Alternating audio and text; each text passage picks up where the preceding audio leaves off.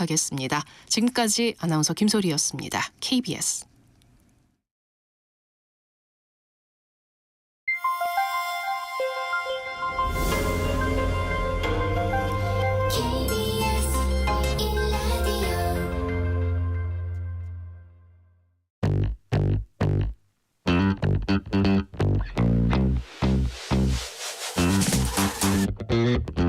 KBS 1라디오 뉴스레터 K.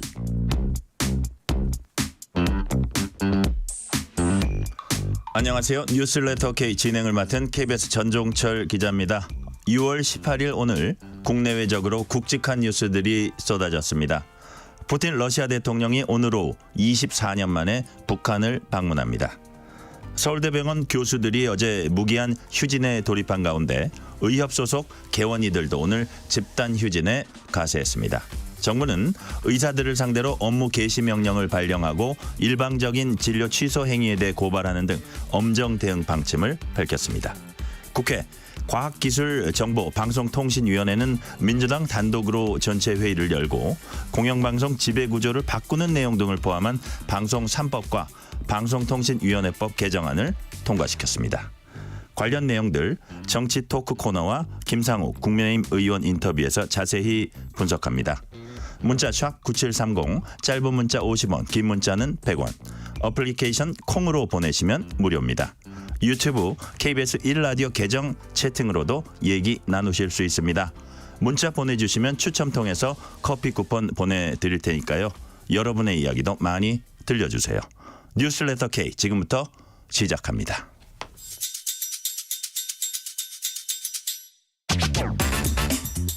오늘 하루 가장 뜨거운 뉴스들만 골랐습니다. 뉴스레터 K 정치 토크 김기흥 전 대통령실 부대변인, 신현영 전 민주당 의원 나오셨습니다. 어서 오세요. 안녕하세요. 반갑습니다.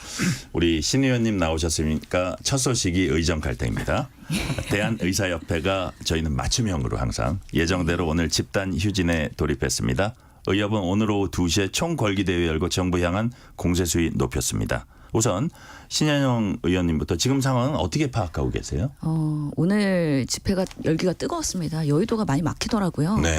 그 집회 과정에서 나온 메시지는 의료농단, 교육농단 타파하자. 그리고 전문가주의, 선진 의료 구현하겠다. 그러면서 이면택 의사협회 회장이 27일부터는 무기한 휴진에 돌입하겠다. 단 정부가 우리의 요구사항을 들어주지 않는 한이라고 하면서요. 네. 의료계에 힘 모아서 의료를 살리겠다라는 구호선창을 하면서 오늘 집회가 아마 앞으로의 강력한 투쟁을 경고하는 첫 포문을 다시 한번 열었다라고 느껴지는 하루였습니다. 네, 그 의미를 이제 규정을 해주셨고요. 우리 김기흥 부대변인 오늘 어떻게 보셨어요?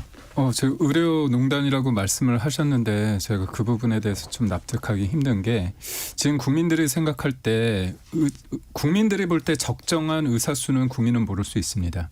그렇지만 국민들이 아는 건 의사가 부족하다는 건 알고 있거든요. 그리고 또 굉장히 필수 의료 분야에 있는 분들보다는 소위 말해서 이제 돈을 버는 데 있어서 뭐 특정이라고 말을 하긴 좀 그렇지만 뭐 성형이나 피부과 그쪽으로 의료진들이 몰린다는 그런 부분, 그게 바람직하지 않다. 물론 개인의 선택이긴 하지만 필수 의료 쪽에 많은 분들이 필요하다는 그런 분을 알고 있거든요. 그래서 정부에서는 정원을 늘리려고 하는 거고, 이거는 뭐 내년에 갑자기 의사 수가 확 느는 것도 아니고 10년 후에 나오는 일입니다. 그리고 어떤 의사분이 얘기했지만 전체 100분의 1% 증원을 하는 부분에 있어서 환자를 저버리는 게 그게 말이 되느냐 그렇게 말씀을 하시고, 정부가 모든 일을 다 잘했다고 볼 수는 없습니다. 하지만 의료계에서 집행정지를 했는데 그게 기각각하되지 않았습니까? 그게 공공의 이익이 앞서기 때문에 그분들의 의견이 어떻게 보면 받아들여지지 않았고요. 또 정부 입장에서는 그 면허정지 등 행정명령 관련해서 철회를 했는데 그걸 아예 취소하라고 그런 또 요구까지 하고 있어서 정부가 좀 양보를 했는데 의료계도 좀 양보를 해야 되지 않을까. 뭐 정부를 위해서가 아니라 아픈 환자와 가족을 위해서 꼭 그런 결단을 해주셨으면 좋겠습니다. 자, 의원님 저기 질문이 한 서너 개 남아 있으니까 그때 이제 같이 얘기해 주시면 되고요. 오늘 그 의협이 의료 정상화 방안을 조금 밝혔나요? 뭐 구체적으로 어떤 방식으로 앞으로 어떻게 하겠다기보다는 강력한 투쟁을 얘기하면서요. 사실 네네. 정부의 요구안은 오늘 그 투쟁을 하기 이전에 이미 3가지 요구안을 이야기했습니다. 의대 증원을 재논의하고 네. 필수로 패키지를 보완하고 전공의 행정처분 취소를 요구하는 거였는데요. 한덕수 총리가 단칼에 거절을 했죠. 네. 그러면서 오늘 투쟁이 이어진 거고 실질적으로 이 의대 증원 재논의 같은 경우에는 이미 25년 정원이 1,509명으로 확정이 된 상황이거든요. 그렇기 때문에 다시 되돌리기에는 너무 시간이 많이 지났다라는 면에서 사실상 어렵지 않을까 많은 사람들이 생각을 합니다. 그럼에도 불구하고 이제 26년에 그럼 정원은 어떻게 할 것이냐. 그리고 앞으로 수급 체계는 어떤 근거를 갖고 제대로 전문가위원회를 구성해서 이제는 정치적 싸움 하지 말고 제대로 된 추계를 해서 결정을 하자. 우리가 보면은 2020년도 그렇고 올해도 그렇고 의사정원 확대할 때마다 이렇게 파업을 한다는 것 자체가 정말 국민들한테는 너무 큰 손실이 되는 분이기 때문에 이런 부분을 어떻게 우리가 좀 시스템적으로 정착을 할 것이냐에 대한 이제 해결 방안을 정부나 의료계가 같이 논의를 해야 되는 상황인데 작금의 상황은 오히려 더 강대강 대치로 되는 모습이죠. 아니 지금 2월 6일 날 졸속으로 발표했기 때문에 그 과정에서의 문제는 앞으로 보건복지위원회가 국회에서 그런 국정감사급의 질의를 통해서 왜 그런 섣부른 발표를 하면서 의료 시스템을 붕괴하는 오히려 환자에 불이익을 주는 방식으로 지금 뭐 의료개혁을 하려고 하는 거에 대한 지탄은 있을 거지만요.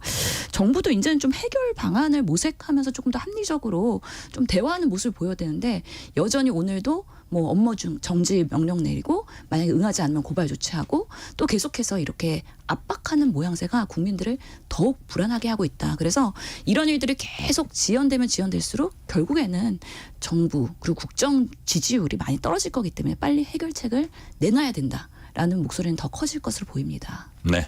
윤석열 대통령 국무회의 주재하고 모두 발언에서 의료계 집단 휴진에 대한 입장도 밝혔습니다. 직접 들어보겠습니다. 정부는 국민의 생명과 건강을 지킬 책무가 있는 만큼 환자를 저버린 불법 행위에 대해서는 엄정 대처할 수밖에 없습니다.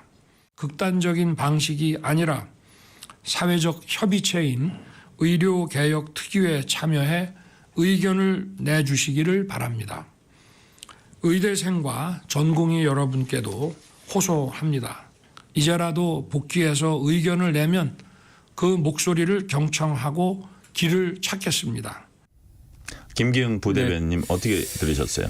그러니까 이게 뭐 강경 대응이다 그렇게 볼 수도 있지만 원칙 대응이죠. 왜냐하면 정부 입장에서는 법적인 판단도 기다렸고요. 그 부분에 대해서 집행정지 관련해서 이제 각하됐기 때문에 그때 앞서 말씀드렸지만 그게 법원이 볼 때도 사법부가 볼 때도 의대 정원을 늘리는 부분은 공익에 부합하다 그렇게 판단을 내린 거고요.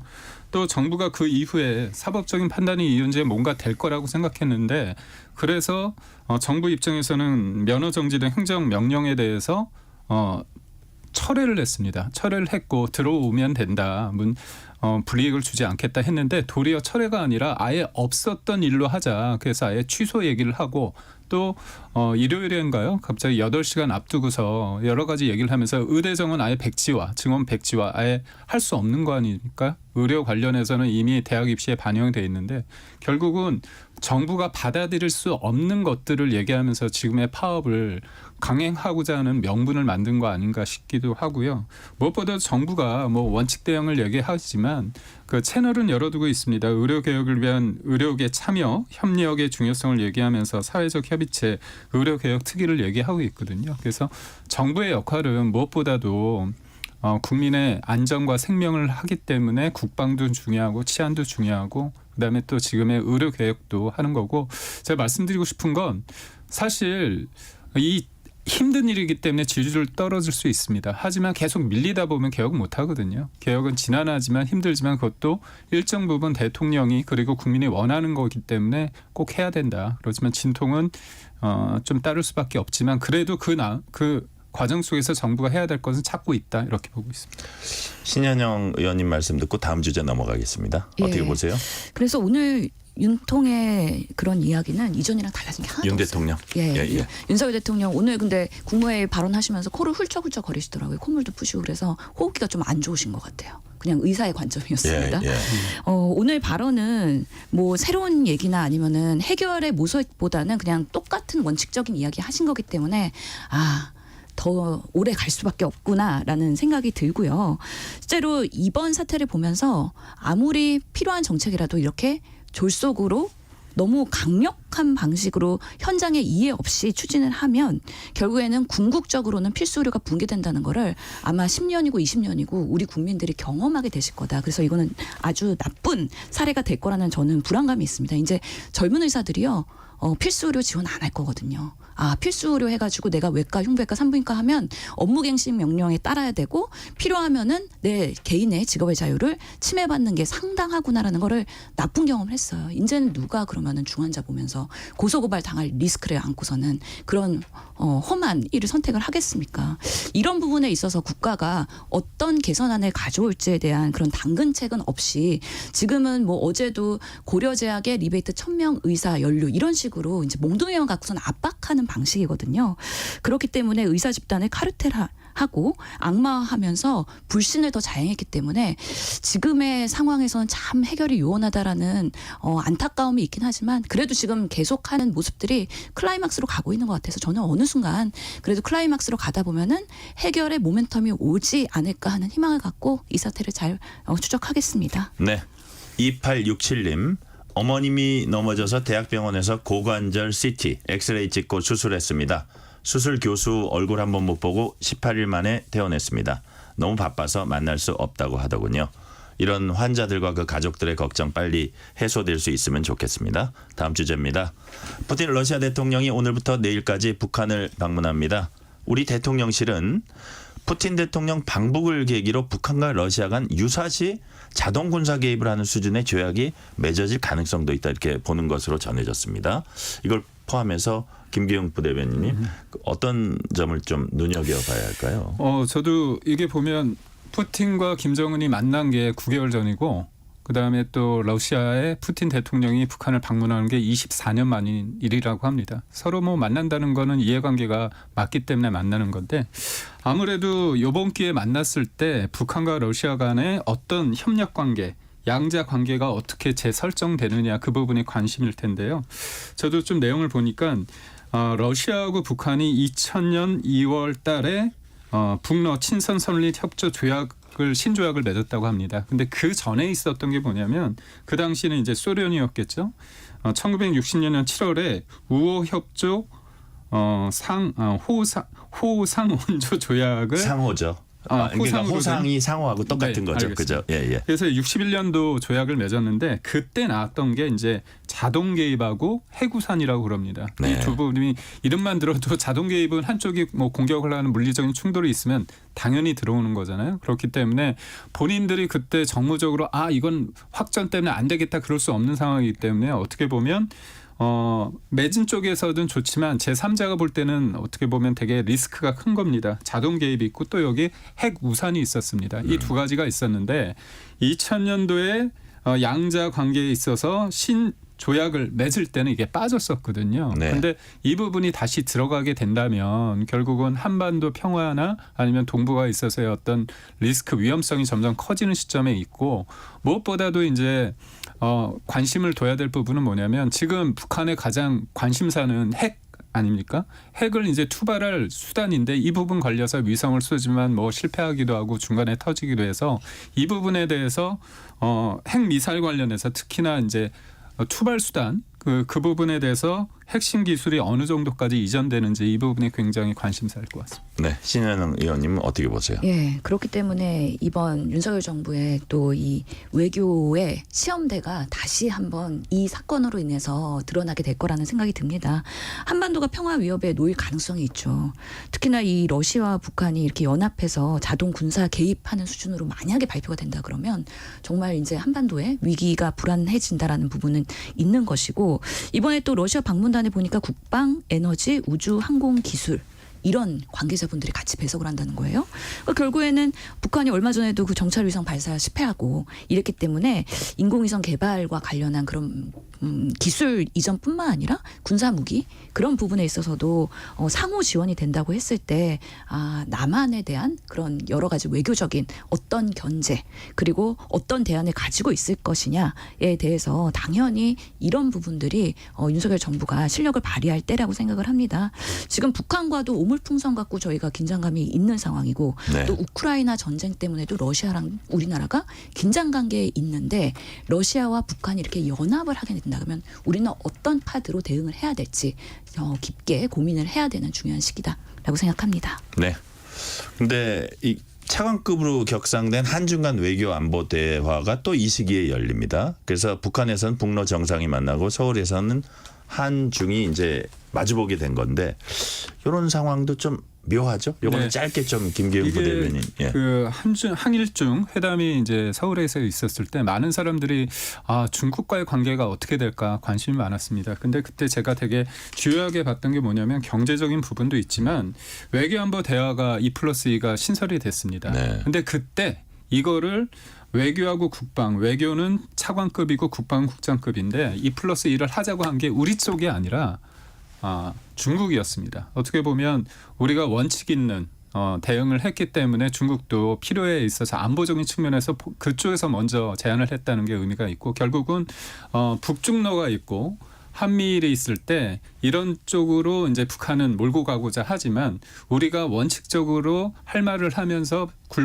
굴종적인 자세를 갖지 않고 뭔가 우리의 원칙을 기조를 했을 때 중국이 우리와 같이 할 수 있다 이런 부분이 있기 때문에 저는 새로운 어떤 중국과 한국 간의 관계 맺음이 새로운 어떤 지평을 열었다고 평가하고 있습니다. 신현영 의원님은 어떻게 보세요? 네, 매우 중요한 참 시간이 절묘하긴 한데요. 그렇기 때문에 한중 관계의 앞으로의 개선이 매우 중요합니다. 저도 중국 방문할 때 이 와중에 왜 중국 가냐고 또 막 언론이랑 진찰을 했었는데 사실 한중 관계는 다시 회복이 돼야 된다는 면에서 매우 중요하고 특히나 러북 관계를 견제하기 위해서 그리고 러북이 이제 러시아와 북한이 무기 기술 지원도 하고 또 전쟁 중인 그런 군사 무기도 지원을 하는 데 있어서 이런 부분들을 중국과 연합해서 계속 이번에 그 한중 회담에서는 꼭 이 러시아와의 관계에 대한 부분들이 아젠다로 올라가면서 어떻게 우리가 대응할 것이냐 이런 것들이 공동의 목소리가 좀 나왔으면 좋겠다라는 생각 듭니다. 네. 한동훈 전 국민의힘 비상대책위원장이 유시민 전 노무현재단 이사장에게 벌금형이 확정되자 그러니까 자신의 명예를 훼손한 혐의로 이제 기소가 됐었죠. 이런 얘기를 했습니다. 한 전 위원장이 저는 비록 가짜뉴스 피해자지만 민주당이 언론재갈법 등으로 언론을 애완견처럼 협박하려는 시도에는 단호히 반대한다. 면서 사실상 이재명 대표를 이제 겨냥을 했습니다. 여기에 대해서 개혁신당 이준석 의원은 이재명 대표가 언론 혐오 보여줬다. 최악의 언론관이다. 오세훈 서울시장은 민주주의 위기를 느낀다. 이 대표의 위험한 언론관을 보니까 이런 지적을 했어요. 신현영 의원님 이런 지적들에 대해서는 어떻게 보십니까? 그러니까 그 이재명 대표가 작심하고서는 사실 재판장 앞에서 이런 발언을 하신 거잖아요. 네네. 키워드가 지금 애완견으로 확대 해석되면서 이것만 공방이 되고 있는데 이재명 대표가 하고 싶었던 말은 간단하게 이겁니다. 검찰이라고 하는 국가 권력 기관이 사건 조작하고 엉터리 정보를 제공하면 그걸 열심히 받아쓰고 조작하는 그런 언론들. 그러면서도 그에 반하는 사실은 전혀 관심을 안 갖는 거에 대한 원망이거든요. 저는 언론이 모든 기자들이 그렇다고 보지 않습니다. 일부의 그런 기자들이 있는데 이런 부분을 전체 언론을 폄훼하는 것처럼 오인될 수 있기 때문에 이런 면에서는 좀 신중할 필요가 있다라는 생각이 들지만 실제로 너무 검찰발 메시지만 신뢰하는 그런 언론의 뭔가 검찰과 언론의 유착 관계에 대한 경종을 울렸다는 면에서 아마 앞으로 야당 우리 국회에서 과방위에서 언론개혁과 방송장악에 대한 개선안을 내면서 이런 부분까지도 아마 지적을 하게 되고 또 검찰개혁에 또 명분이 되지 않을까라는 생각이 들어서 아마 이런 것들이 다 쌓이다 보면은 우리의 국회에서의 아젠다로서 또 이렇게 연결될 것 같다는 생각이 듭니다. 언론인 출신 정치인인 우리 김기흥 부대변인께서는 지금 언론과 검찰과의 유착관계에 경종을 울렸다는 우리 신 의원님의 엄중한 경고에 어떻게 생각하세요? 저는 이재명 대표가 제1당의 대표로서 본인의 관련된 얘기가 아니라 제3자의 관점에서 얘기했으면 좋았을 텐데 본인 얘기를 본인이 얘기하면서 애완견이란 표현을 보면서 제가 좀 많이 안쓰럽기도 하고 많이 요즘 뭐 캥긴다. 이 캥긴다가 비속어는 아니더라고요. 제가 찾아봤는데 그런 것 같습니다. 그러니까 제가 이재명 대표를 요즘 보면서 느끼는 건 뭐냐면 이분이 스피커를 계속 공격을 해요. 언론이 문제 제기하고 법원이 판단이 되고 그다음에 검찰이 기소를 하고 그 앞에는 이제 김성태의 진술에 의해서 이렇게 왔기 때문에 김성태 관련해서 뭐라고 얘기하냐면 네. 조폭이다. 믿을 수 없다. 그렇게 얘기하지 않습니까? 그러니까 우리가 내부자들 영화를 보면 그 편이 있습니다. 뭐 어떤 XX 놈이 깡패가 한 말을 믿겠냐 얘기를 하거든요. 결국은 그 깡패 말이 맞았습니다. 그러니까 본인이 뭔가 문제라고 싶으면 구체적으로 얘기를 하면 돼요. 그때 이재명 대표가 얘기한 건 뉴스타파 보도를 왜 다른 언론사에서 안 하느냐 이거거든요. 문제가 있으니까 안 한 겁니다. 한겨레나 경향의 이른바 야당에 대해서, 그러니까 지금 여당에 대해서 대통령에 대해서 비판한 언론에서 왜 안 했냐. 저도 내용을 보니까 이게 맞지가 않아요. 그러니까 검찰 취재 기자도 검사들이 이렇게 던져주는 거 쓰는 게 아니라 그 반대편에 있는 변호인들도 취재해서 하는 거거든요. 그러니까 결국은 저는 지금의 이재명 대표 입장에서 모든 걸 자기를 둘러싼 모든 것들은 얘기가 안 된다. 그러니까 선동을 하는 겁니다. 선동은 쉽고 민주주의는 되게 어려운데 이런 태도 이건 되게 무섭고 결국은 지금 이 여의도의 이재명에서 대한민국의 이재명으로 가고 싶은 거 아닙니까? 그렇다면 더 많은 권한을 가졌을 때 견제를 받는 여러 가지 것들에 대해서 다 부인하고 부정하고 그건 다 문제라고 하면 결국 그게 독재 아니면 무엇이 독재인지 전 모르겠어요. 자, 비슷한 질문 하나 할게요. 뭐 연관된다고도 할 수 있고 이재명 대표에 관한 건데 국민의힘 박정원 의원이 이재명 대표와 성남시장 전 비서관의 대화 경기지사 당시죠. 이른바 이재명 녹취 파일을 공개했습니다. 박정원 의원은 기억나지 않는다는 사람에게 구체적 내용을 진술해달라 이런 취지로 말한 건 명백한 위증교사다 이렇게 주장을 했고 민주당 측에선 있는 대로 얘기해달라고 한 건 이건 법률로 보호되는 방어권이다 이렇게 반박을 했습니다. 신현영 의원님 이 공방은 어떻게 보세요? 예, 아마 사법부의 판단을 받아야 될 것 같긴 한데요. 그냥 녹취록이 음성으로 나왔다는 것 자체만 하더라도 저는 불리하다고 보거든요. 그 워딩 자체가 있는 그대로 이야기하면 된다라고 했기 때문에 그냥 있는 사실을 그대로 말해달라고 하는 그런 메시지들이 포함되어 있긴 하지만 그래도 직접적으로 통화를 하고 그런 것들이 또 당사자들에게는 어떻게 받아들여질지는 또 다른 판단이 될 수 있기 때문에 실질적으로 어제의 그 녹취록 공개는 사실상 뭐 좀 어려운 또 하나의 메시지가 되지 않을까라는 생각이 드는데 우리 당에서의 논평은 그거였습니다. 아니 그 박정원 의원 초선 의원이 그런 정권의 그런 하수처럼 그런 역할을 하는 것이 맞냐라는 비판도 있었다는 거 같이 전해드립니다. 네, 김기웅 부대변인 요건 좀 짧게 네, 시간 관계상. 그러니까 저는 예. 그렇습니다. 보면 주어하고 목적어 그다음에 그 A 그런 거를 같이 중립적인 A나 B라고 했을 때 들어보면 압니다. 그러니까 이재명이 대표라는 사람이 없더라도 제가 김기웅이 들어가도 그거는 누군가한테 압박이 될 수밖에 없거든요. 근데 그 사람이 이재명 대표입니다. 유력한 대선 주자고 그 사람이 가졌던 압박은 대단했을 것 같고 그분 또한 위증을 했다가 나중에 자기가 고백을 하지 않습니까? 자백을 하지 않습니까? 이거는 뭐 제3자의 관점뿐만이 아니라 당사자가 느끼는 감정 그리고 그다음에 잘못된 행동을 했다 반성을 했기 때문에 이건 위증교사 그리고 무엇보다 그 구속영장을 기각했던 그 판사마저도 위증교사 혐의에 관련해서는 이게 짙다 얘기를 했으니까 뭐 기다려보시죠. 자, 다음 질문이요. 국회 원구성 협상이 평행선을 달리는 가운데 민주당이 오늘 단독으로 과방위를 열고 과학기술정보방송통신위원회입니다. 당론으로 추진 중인 방송 3법과 방송통신위원회 설치 운영법 개정안 통과시켰습니다. 법안 심사 소위 구성하지 않고 바로 전체 회의에 이제 상정해서 의결했습니다. 이런 부분은 신현영 의원님 어떻게 보세요? 저희 21대도요. 제가 여가에 간사하면서 단독 회의하고 그랬는데 그 장차관이 배석 안 하고 이 한쪽만 계속 질의를 한다는 게 불가능하기 때문에 빨리 협상해서 같이 들어와서 공방을 하던 협상을 시행을 하던 해야 된다고 저는 생각합니다.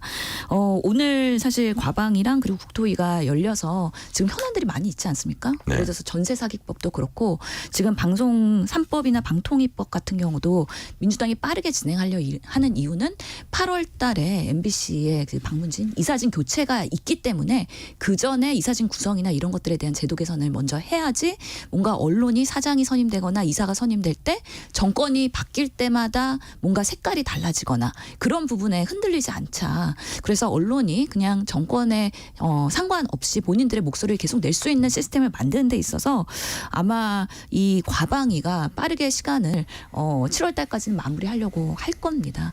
그런데 우려되는 거는 결국에는 단독으로 올라갔을 때 또 거부권 행사하고 이런 것들의 반복이 된다 그러면 결국에는 정치 무용론 나오거든요. 국민들이 윤석열 정부의 그 거부권이 쌓이고 쌓인 걸 어떻게 판단할지도 이제 정권이 두려워해야 되는 부분이고 빠르게 협상이 돼서 좀 국민의힘도 일하고 싶지 않습니까? 같이 들어와서 조금 토론했으면 좋겠다라는 바람 갖고 있습니다. 김기웅 부대변인님, 민주당이 이처럼 이제 속도 내는 배경이 뭔지 전체대 회의 이제 상정됐으니까 여당이 아직 국회로는 안 들어가고 있지만 무슨 네. 대응은 해야 될 것 같아요. 어떻게 네. 대응할 수 있겠습니까? 우선적으로 지금 만약에 법안이 일방적으로 통과돼서 국회까지 본회의까지 통과된다면 대통령 입장에서는 이거는 제2 요구 거부권이 아니라 다시 한번 숙고해달라고 얘기를 했을 때 네. 3분의 2가 안 되면 그건 폐기가 되겠죠. 제가 드리고 싶은 말은 그렇습니다. 정권이 바뀌었을 때 그거에 따라 바뀌는 것 떠나서 지금 야당 입장에서는 지금 방송법 3법의 내용을 보면 이게 이사수를 늘리는 겁니다. 이사수를 늘리는데 그 이사수 늘리는 그 추천하고 그 이사가 될 사람들은 뭐냐면 지금의 야당의 목소리와 결을 같이 하는 분들이거든요. 그렇다면 이게 일방적으로 야당이 힘의 논리로 통과시키기 전에 기존에 있었던 여야가 합의해서 했던 방송법은 왜 폐기를 해야 되는지 그거에 대한 저는 논리가 성립이 안 된다고 생각하거든요. 그러니까 부족하지만 그래도 차선책으로 KBS 같은 경우는 방송법 통과되고 나서 그때 인사청문회가 도입됐는데 유일하게 인사청문회 도입해서 통과된 사장이 고대영 사장인데 그때 문재인 정부 때 이사진을 과하게 어떻게 보면 쫓아냈죠. 쫓아내서 고대영 사장도 해임시켰습니다. 근데 그때 강영규 이사도 그렇고 고대영 사장도 강규형 이사도 그렇고 고대영 사장도 소송에서 다 이겼습니다. 그 부분에 대해서 지금 야당이 언론 탄압이라고 그때에 대해서는 뭐라고 얘기할지 저는 참 궁금하고요. 그러니까 여야가 그때 합의해서 최선은 아니지만 차선적으로 통과된 방송법이 있습니다. 왜 그거는 지금 바뀌어야 되는지에 대해서는 좀 받아들이기 힘듭니다. 짧게만 얘기하면은 그 이사진을 확대하면서 학회랑 그리고 노조의 추천을 받게 되는 그런 권한들, 그러니까 시민들이 추천할 건을 더 확대하는 건데요. 뭐 야당 표다라고 생각하지만 꼭 그렇지는 않다라는 말씀 드리고 싶고요. 그런 면에서 만약에 정말 합리적인 토론을 원한다면 빨리 들어오셔서 과방위에서 좋은 법안으로 거부권 되지 않도록 하는 방안으로 국회가 힘써야 된다 생각합니다. 네. 오늘은 여기까지 말씀 듣겠습니다. 김기웅 전 대통령실 부대변인, 신현영 전 민주당 의원이었습니다. 감사합니다. 감사합니다. 고맙습니다. 이 시각 교통정보 알아보겠습니다. 교통정보센터 정현정 리포터 나와주세요. 네, 먼저 고속도로 상황인데요. 경부고속도로 서울 쪽으로 청주 휴게소에서는 중형 화물차가 고장나 있습니다. 청주 휴게소에서 목천 부근까지 작업을 하고 있고요. 입장 휴게소에서 안성 부근까지도 작업을 하고 있습니다. 신갈분기점에서 죽전 휴게소 사이 5차로는 역시 작업을 하고 있어서요. 기흥 나들목부터 신갈분기점까지 8km가량 막히고 있습니다. 한편 판교 진출로 2차로도 주의가 필요한데요. 역시 작업 중이고요. 양재 부근에서 반포까지 밀리고 있습니다. 반대 부산 방향은 현재 잠원에서 서초까지 막히고요. 신갈분기점에서 수원까지 밀리고 있습니다. 서울 양양고속도로 양양 쪽으로 내촌 부근에서 정체고요. 서해안고속도로 서울 방향은 일직분기점에서 금천까지 어렵습니다. 영동고속도로 강릉 쪽입니다. 문막휴게소 부근에서는 1차로 막고 작업을 하고 있어서 역시 정체입니다. KBS 교통정보센터였습니다. 퇴근길, 당신과 함께 읽는 세상 이야기. KBS 1라디오 뉴스레터 K.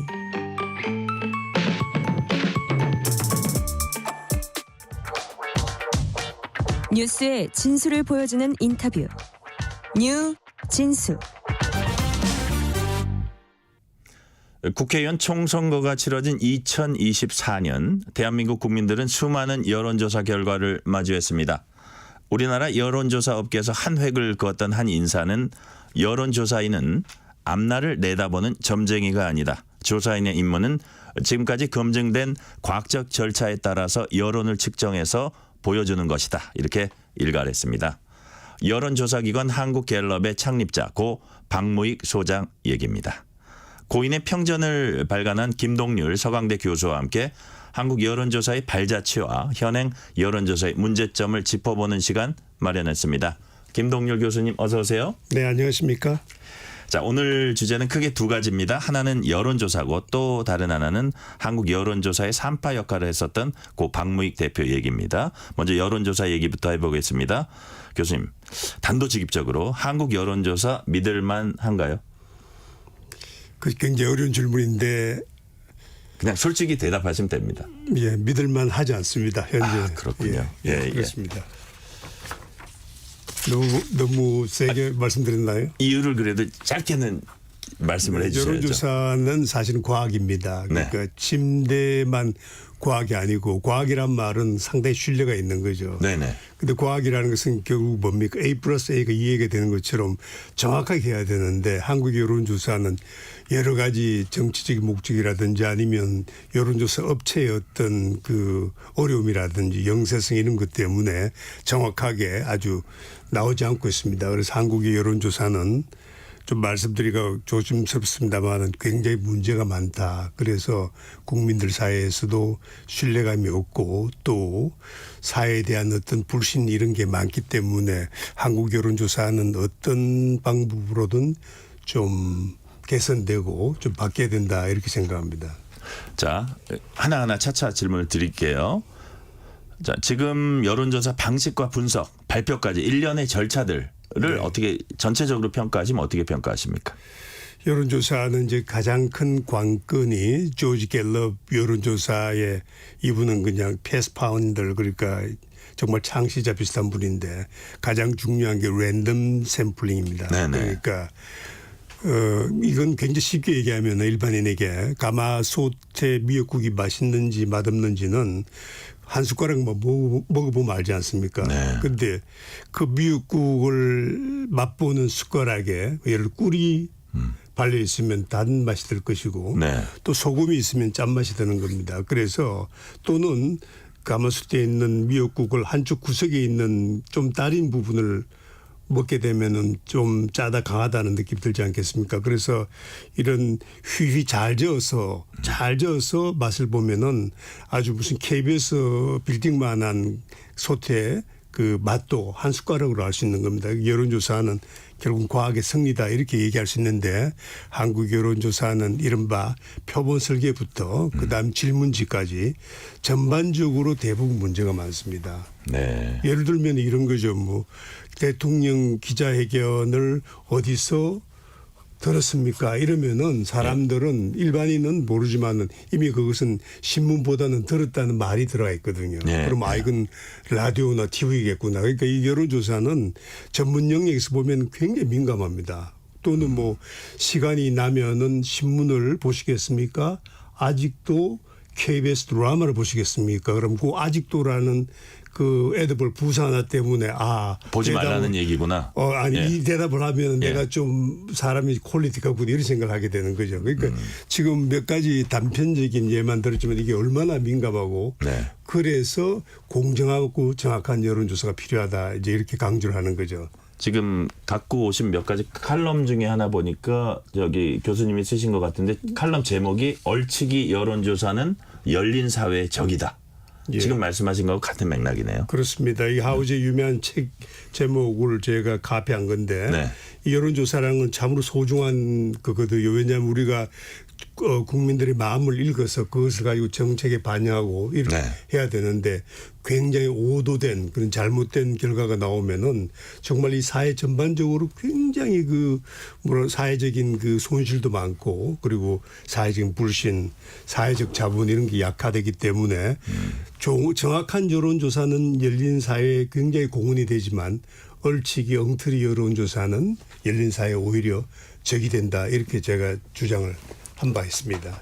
김동률 교수님은 여론조사를 과학이라고 하는 건 대상자 전체에게 묻지 않고도 무작위로 추출한 일부만을 대상으로 조사해서 전체 의사를 비교적 정확하게 파악해낼 수 있기 때문이다 이렇게 말씀하셨는데 표본 추출의 중요성을 말씀하신 것 같아요. 그렇습니다. 그러니까 표본 추출이 정말 중요한데 대부분의 이제 여론조사 업체가 영세한 업체가 많습니다. 왜 그러냐면은 여론조사라는 게 그렇게 큰 자본이 들어가는 산업이 아닙니다. 그 사람하고 컴퓨터만 있으면 되기 때문에 네. 좀 우후죽순격으로 많습니다. 그러다 보니까 이런 랜덤 샘플링을 하고 이런 것을 굉장히 신중을 기해야 되는데 그런 점에서 굉장히 소홀히 하고 있는 거죠. 그리고 또 굉장히 안타까운 것은 이런 영세 업체일수록 그 의뢰인, 그 클라이언트의 역량에 벗어나기 어렵습니다. 왜냐하면은 똑바로 아주 안 좋은 결과가 나올 것을 예상하고 공정하게 하면은 그 클라이언트가 다음에는 의뢰를 안 합니다. 그러니까 흔히 우리가 시중에서 얘기하는 갑을관계에서 클라이언트 의뢰인이 갑이고 여론조사라는 업체는 아주 심각한 을입니다. 그런데 뭐 코리아 리서치라든지 한국갤럽이라든지 상당한 규모의 업체는 그나마 낫지 않습니까? 나름대로 뭐 정부나 기업의 압력이 있더라도 꿋꿋이 만슬리 그러니까 월별 발표도 하고 이러지만은 그렇지 않은 업체는 당장 직원들 월급도 줘야 되고 이게 비즈니스 현장이거든요. 네. 여론조사를 하는 분들은 그분들이 무슨 민주주의를 위해서 하는 게 아니고 기업이지 않습니까? 그러다 보니까 이런 아주 심각한 갑을관계가 한국에 있기 때문에 네. 한국의 여론조사가 여전히 문제가 많다 이렇게 진단할 수가 있는 겁니다. 네. 지난 대선과 총선의 경우에 예측 조사 결과와 실제 개표 결과를 비교해 보면은 최근 여론조사가 어떤지 이제 좀 가늠할 수 있는데요. 지난 대선과 총선 예측 조사 어떻게 보셨어요? 예, 대선과 총선 예측 조사가 대부분은 그래도 맞았습니다. 그런데 여론조사의 결과에 대해서 문매를 가기 전에 일부 여론조사 같은 경우는 한국인의 심성에도 기인을 합니다. 예를 들면은 질문을 할 때 자기의 깊은 마음을 그대로 표현하지 않고 네. 거짓 답변하는 경우가 많습니다. 예를 들어서 좀 더 쉬운 표현을 하면은 미팅을 했는데 남자가 여자한테 이렇게 얘기하는 거죠. 예를 들어서 무슨 음악을 좋아합니까? 이렇게 물으면은 이분은 뭐 임영웅을 좋아할 수도 있는데도 불구하고 브라함스를 좋아합니다. 이렇게 대답할 수 있는 거죠. 이것처럼 사람을 잘 자기의 마음을 확 드러내지 않습니다. 한국 사람들이. 그래서 서양 사람들이 좀 더 솔직한 것에 비해서 한국인의 심성도 좀 역할을 하고 기본적으로 여론조사는 여러 가지 문제점에도 불구하고 과학입니다. 네. 우리는 거기에 대해서 깊은 신뢰를 가지고 믿고 또 지지를 해야 됩니다. 일부 부작용이 있는 것은 뭐 어쩔 수 없는데 제가 보기에는 이게 약간의 통과 의뢰고 또 시간이 좀 흐르면은 다시 좋아지지 않을까 이런 기대를 가지고 있습니다. 네. 자, 우리나라 여론조사는 국내 민주화운동 역사와도 궤를 같이 한다. 그래서 이제 1987년 대선 때를 첫 선거 결과 예측으로 이제 보는데, 근데 최근에 보면요, 그냥 지지율 어떤 조사 말고 어떤 특정 사안, 정책 사안에 대해서 물어보는 경우, 이른바 오피니언 폴로 불린 이런 조사가 아까 그 교수님께서 좀 약간 이게 나쁘게 지적하신 그런 네. 부분, 네. 그 뭐 주관적이라든지 아니면 정파적이라든지 그런 부분이 실제로 많습니까? 실제로 많은데 굉장히 말씀드리기 죄송스러운데 실제로 꽤 있습니다. 네. 이렇게 전문가들은 꽤 있는데 이제 불행한 것은 일반 국민들이 네. 우리 왜 고등학교 때 배운 그 한자 수구로 옥석 구분을 못하는 거죠. 옥석 구분을 못하고 있다 이렇게 말씀드릴 수 있고 금방 이제 말씀드렸지만 우리나라 여론조사가 대한민국 국민들에게 깊이 각인된 것은 87년의 대선 조사입니다. 네. 그게 워낙 쇼킹했기 때문에 그게 이제 오늘날 한국갤럽이라는 회사가 여론조사 기관이고 또 여론조사가 얼마나 정확한지 대한민국 국민 전체의 가슴을 서늘하게 한 아주 획기적인 사건입니다. 왜냐하면 그 당시는 그 노태우 이제 뭐 지금 이런 얘기를 하면은 중장년층 알 텐데 뭐 김영삼, DJ 뭐 이런 전혀 생각을 못 했는데 갤럽이 오후 6시에 발표를 했거든요. 1987년. 그렇습니다. 네네. 그때 그 유명한 게 기자회견을 하는데 기자들도 오지 않고 KBS죠. KBS 그 당시 9시 뉴스 앵커가 박성범 선배인가 그분이 있는데 그분이 뉴스 끝날 때 이렇게 얘기했거든요. 노태우 후보가 당선된다는 말도 있는데 지켜보겠습니다. 이 한마디만 한 거예요. 예. 그러나 그때 이미 NHK는 한국의 대통령 노태우 확실시를 호외로 발행을 했습니다. 박성범 앵커도 사실은 한국갤럽의 첫 그 예측 결과를 갖고 있었는데 그냥 그렇죠. 이걸 믿어도 되나 하고 느슨하게 얘기한 거였군요. 그렇습니다. 예, 아무도 믿지 않고 그런데 이제 그날 자정이 넘어서 비로소 이제 이 판세가 갤럽의 결과와 비슷하게 나타나서 한국갤럽으로서는 그게 이제 큰 사건이고 또 한국 여론조사의 승리다 이렇게 얘기할 수 있습니다. 자, 지금은 1987년 얘기하신 거고요. 제가 1997년하고 2002년 얘기는 조금 있다가 우리 박무익 대표 얘기를 좀 나누다가 하겠습니다. 이 대목에서 한국갤럽 창설했던 고 박무익 대표 언급하겠습니다. 김 교수님께서는 고인의 평전 쓰셨어요. 먼저 네. 박무익과 김동률 두 분은 어떤 인연으로 묶이게 됐습니까? 예, 저도 유학 가기 전에 이제 잠시 기자를 했는데 네. 취재원과 취재 기자로 만났습니다. 아, 그렇군요. 그렇습니다. 그런데 지금 오늘도 제가 오고 싶지 않은데 고인에 대한 이른바 소위 말하는 의리 때문에 왔습니다. 왜 오고 싶지 않으셨어요? 지금 제가 방송 이런 거는 왜냐하면 요즘 뭐 언론이 워낙 그렇고 그래서 출연 요청이 오더라도 거절을 하고 있거든요. 근데 오늘 이 건은 뭐 KBS는 저는 인연도 좀 있고 또 박무익 고인이지만 이분이 한국 여론조사를 위해서 정말 노력했고 그리고 그분에 대한 나의 인간적인 의리를 구현하려고 온 겁니다. 그러시군요. 좀 유치하긴 하지만. 예. 기자와 취재원. 네. 자, 뭐 아주 옛날 일입니다. 예. 자, 근데 대한민국 여론조사의 역사 뭐 짧다면 짧지만 그렇게 짧지만도 않은 그 역사에서 박무익이란 분은 도대체 어떤 위치를 차지하고 계신 분입니까? 짤막하게 그분을 규정해 주신다면요. 그 미국 말로 하면은 파운더 파더라고 그러는데 미국 건국의 아버지처럼 한국에서는 여론조사의 길을 처음으로 연 사람이다. 차 이름이라서 좀 그렇긴 하지만 이른바 패스파인더다. 네. 길을 처음 여는 사람이다. 이렇게 정의할 수 있겠습니다. 네. 자, 아까 이제 그 1987년 당선 예측한 거 말씀하셨잖아요. 그 이제 13대 대통령 선거에서 노태우 후보 당선을 예측한 갤럽의 여론조사를 이제 교수님께서 높이 평가하시면서 한국 여론조사의 대부 1%의 승부사 박무익이 탄생한 순간이다. 그의 결단과 의지. 여론조사를 하는데 왜 결단과 의지 이런 것들이 들어갑니까? 그 당시 그 발표는 엄격하게 말씀을 드리면은 그 법규 위반입니다. 그리고 다칠 수도 있는 겁니다. 한국에 현재 규정이 하지 못하게 돼 있거든요. 아니 투표가 끝난 다음에도 안 되게 돼 있었어요. 예측 조사를 못하게 돼 있어요. 그때는 요즘은 뭐 아주 출구 조사도 있고 정말은 지금 2024년 대한민국 굉장히 민주주의 꼽힌 나라인데 그때만 해도 그렇게 자유롭지 않았습니다. 그래서 늘 조심해야 됐고. 그러니까요. 그러니까 어쨌든 지평을 열었다 보시는 거죠. 그렇죠. 세 장을 열었다. 1987년 얘기였고요. 반면에 2002년 대선 결과를 놓고 이해창 당시 후보가 앞선 걸로 예측했던 갤럽이 이제 예측이 빗나간 셈인데요. 이에 대해서 그 박무익 전 소장은 전 대표는 처음으로 대선 예측에 실패했다 이런 평가로 마무리를 했습니다. 그때는 왜 실패를 했을까요? 결국은 여러 가지 복합적인 요인이 있는데 그 설계에서부터 표본 이렇습니다. 그게 조금만 오차가 있으면 이게 이렇게 많이 벌어집니다. 그런 것도 있고 아까도 말씀드렸지만은 한국인의 복잡한 심정도 있고 아주 복합적인 그런 여러 가지들이 작용해서 실패를 했는데 갤럽 같은 경우는 그 한 분을 제외하고는 대부분을 이제 오차 범위 내에서 맞췄습니다. 그래서 이제 나름 명성을 가지게 된 거죠. 근데 여론조사라는 게 예전에 좀 회의론자들은 있습니다. 그래서 이런 교과서를 보면 이렇게 얘기를 합니다. 그러니까 그 시를 번역하는 것은 불가능하다. 그리고 여론조사로 여론을 아는 것은 불가능하다. 이런 아주 좀 자조적인 말도 여전히 있습니다.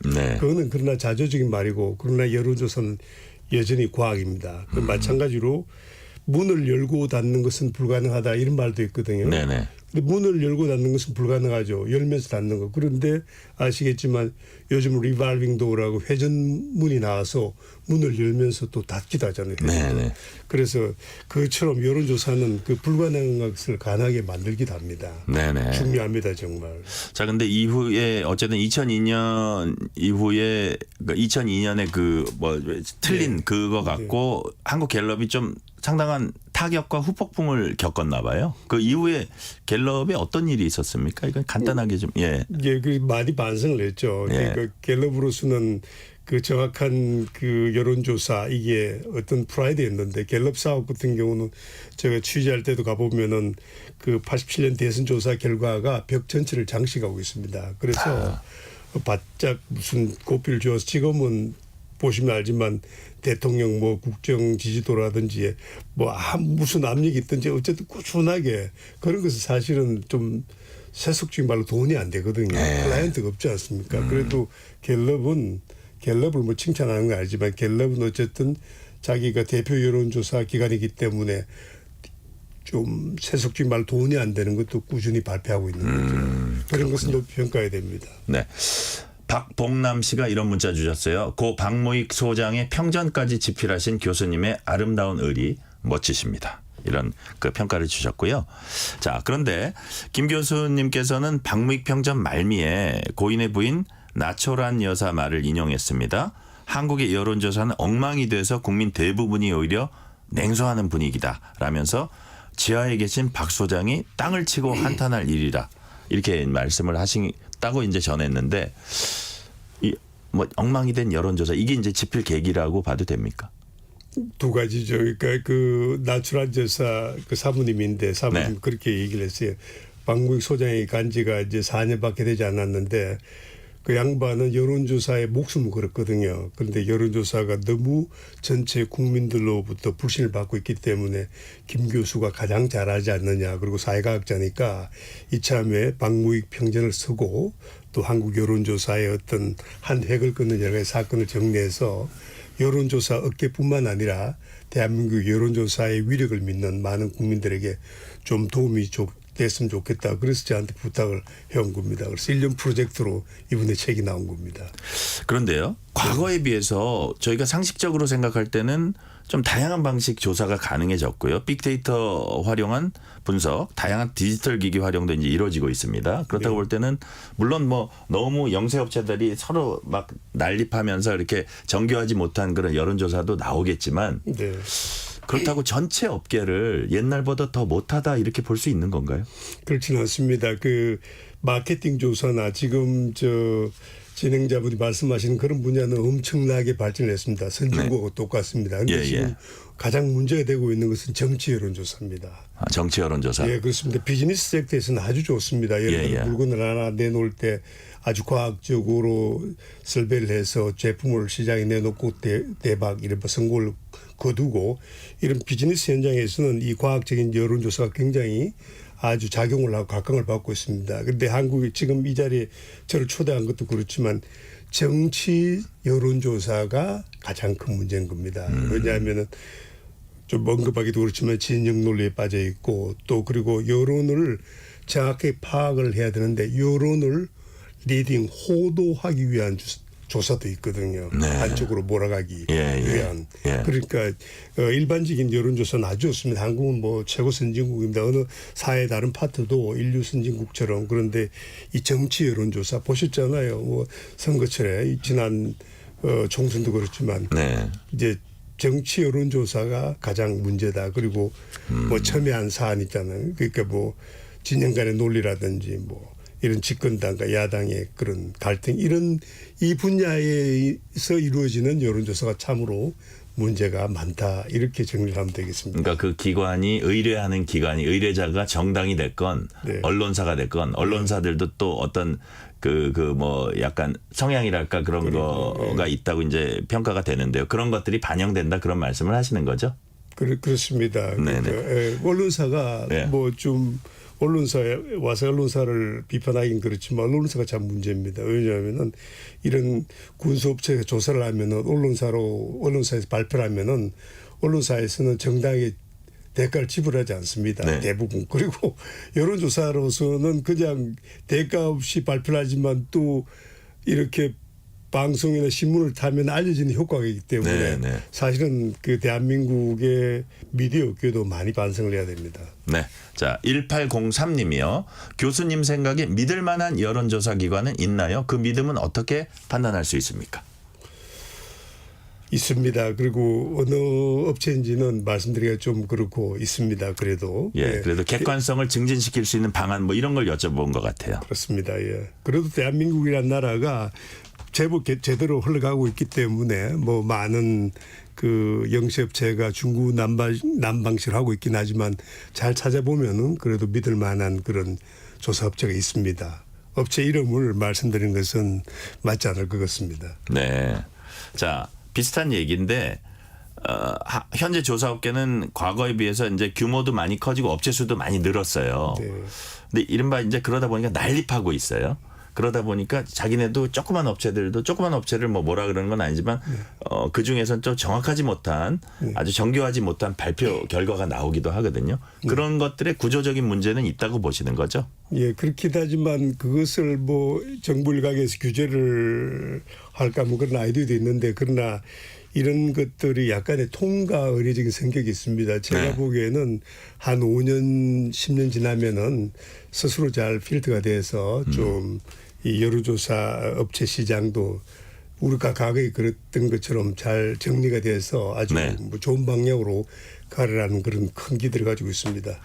한 시간이 20초 남았거든요. 네. 지금 인터뷰 진행하시면서 책 쓰실 때 네. 가장 인터뷰한 분 중에 기억에 남는 한마디 있으면 어떤 게 있었을까요?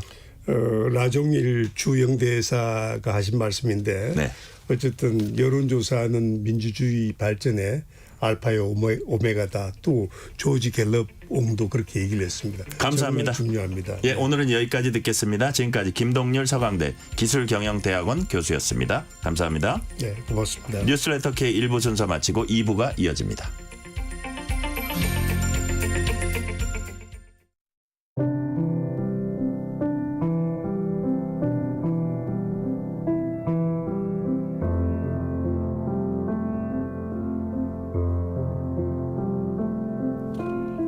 KBS 라디오 연중기획 희망충전 대한민국 591번째 이야기.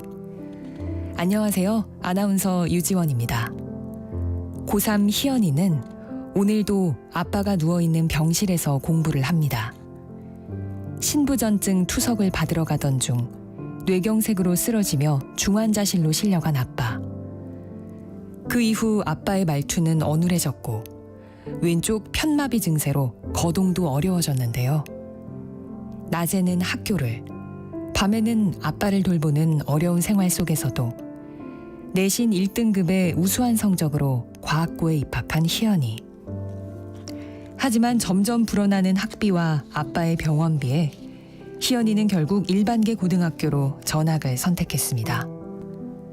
속상함과 아쉬움 대신 하루하루 최선을 다하겠다고 말하는 의젓한 소녀. 아빠에게 꼭 명문대 합격증을 선물하고 싶다는 희연이가 더 큰 세상으로 나아갈 수 있도록 여러분의 응원과 격려를 보내주세요. 여러분의 따뜻한 손길이 희망의 빛이 됩니다.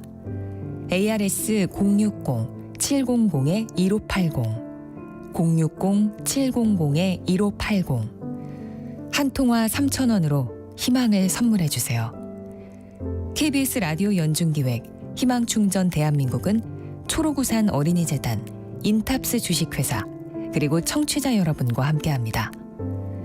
ARS 060-700-1580 한 통화 3,000원입니다.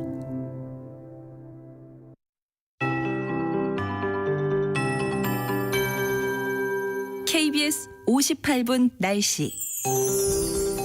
전국적으로 올해 가장 높은 낮 기온을 기록했습니다. 전남, 경남 지역에서는 6월 극값을 경신하기도 했는데요. 오늘 가장 높은 기온은 전주에서 나왔습니다. 36.3도까지 올랐고요.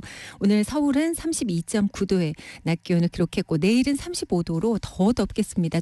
한여름을 방불케 합니다. 내일은 대부분 지역 최고 체감 온도가 33도 안팎까지 가겠습니다.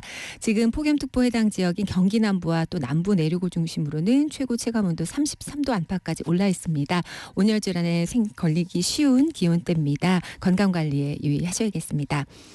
오늘 전국이 대체로 맑겠습니다. 내일은 점차 흐려지면서 내일 밤부터 모레 사이에 비가 내릴 것으로 보입니다. 제주부터 시작돼서 모레 아침부터는 전남 또 오전에는 그 밖에 남부지방으로 비가 내리겠습니다. 그리고 오늘 밤부터 내일 새벽 사이에 중부 서해안을 중심으로 안개가 짙게 끼겠습니다. 교통안전에 유의하셔야겠습니다. 모레 제주도는 바람이 강하게 불기 시작할 것으로 보이고요. 모레 새벽부터 제주 먼바다의 물결이 높아지기 시작하겠습니다. 내일 아침 서울의 기온 21도, 낮 최고 기온 35도로 예상되고 지금 서울의 기온은 28도입니다. 강혜종입니다.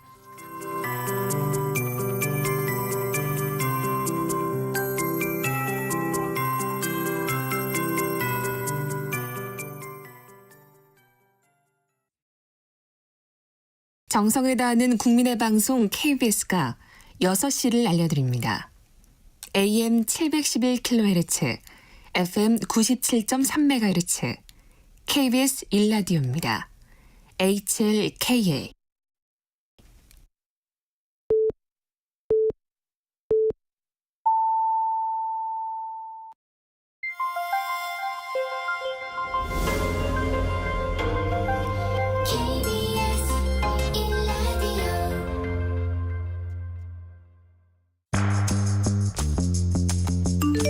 여러분은 지금 퇴근길 시사편지 한 장, KBS 1라디오 뉴스레터 K를 듣고 계십니다.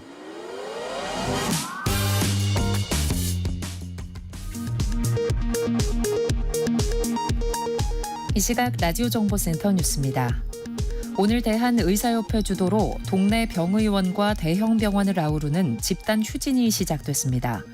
정부는 개원위에게 업무 개시 명령을 발령하고 휴진 여부를 점검해 환자가 피해를 볼 경우 고발 조치하겠다고 밝혔습니다.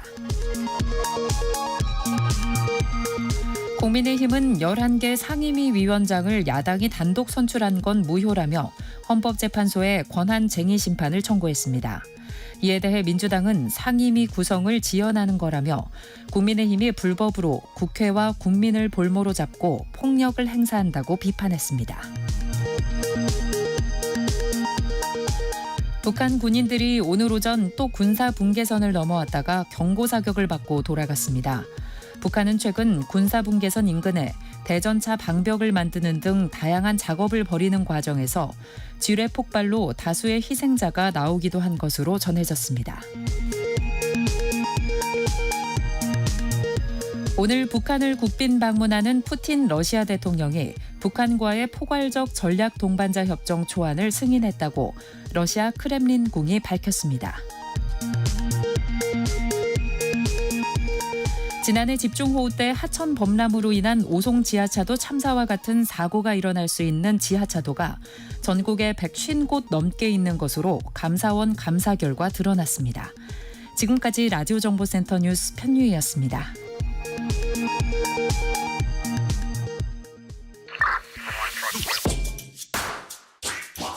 뉴스의 진수를 보여주는 인터뷰, 뉴진수. 22대 국회 원구성이 난항을 겪는 상황 등과 관련해서 어제는 민주당 김용민 원내정책수석 부대표와 얘기 나눴고 오늘은 국민의힘 입장 들어보겠습니다. 김상욱 국민의힘 원내부대표 전화 연결돼 있습니다. 김상욱 의원님 안녕하세요. 네, 반갑습니다. 자, 울산에서 초선으로 당선되셨고 22대 네네. 국회 개원 직후에 원내부대표란 중책 맡으셨습니다. 먼저 네네. 초선 의원으로서 소감, 포부 한 말씀 해주세요. 네, 참 많은 기대를 가지고 또 사명감을 가지고 국회에 입성을 했습니다. 하지만은 첫 모습이 많이 답답함과 또 참담함을 느끼고 있는 날의 연속입니다. 네. 답답함이라고 하는 것은 뭐 지금 국민들께서 다들 보고 계시는 것처럼 정말 중요한 민생 현안들이 많은데 아직까지 제대로 일 시작을 못하고 있는 이 답답함이 너무나 크고요. 또 다른 느끼는 참담함은 의회라고 하는 것이 기본적으로 무조건 다수결로 하는 것이 아니라 말 그대로 의논하는 곳인데 서로의 생각이 다름을 전제로 상호 존중하면서 의논하는 곳인데 제가 지금 겪고 있는 국회는 다수당이 일방 독주하고 소수의 의견을 들으려고도 하지 않는 이런 모습에 많이 좀 참담함을 느끼고 있습니다. 네. 잠시 후에 한덕수 국무총리와 원내 지도부 만찬이 예정돼 있습니다. 오늘 어떤 네네. 취지로 만나시는 겁니까? 네, 오늘 민생 관련된 현안 협의를 위한 자리입니다. 이 저출산 대책 이런 국가적 사안에 대해서 총괄적 대책 협의가 필요하고요. 또 국민들의 정책 제안과 바람을 전달하면서 조율하는 것이 필요한 시점이기 때문입니다.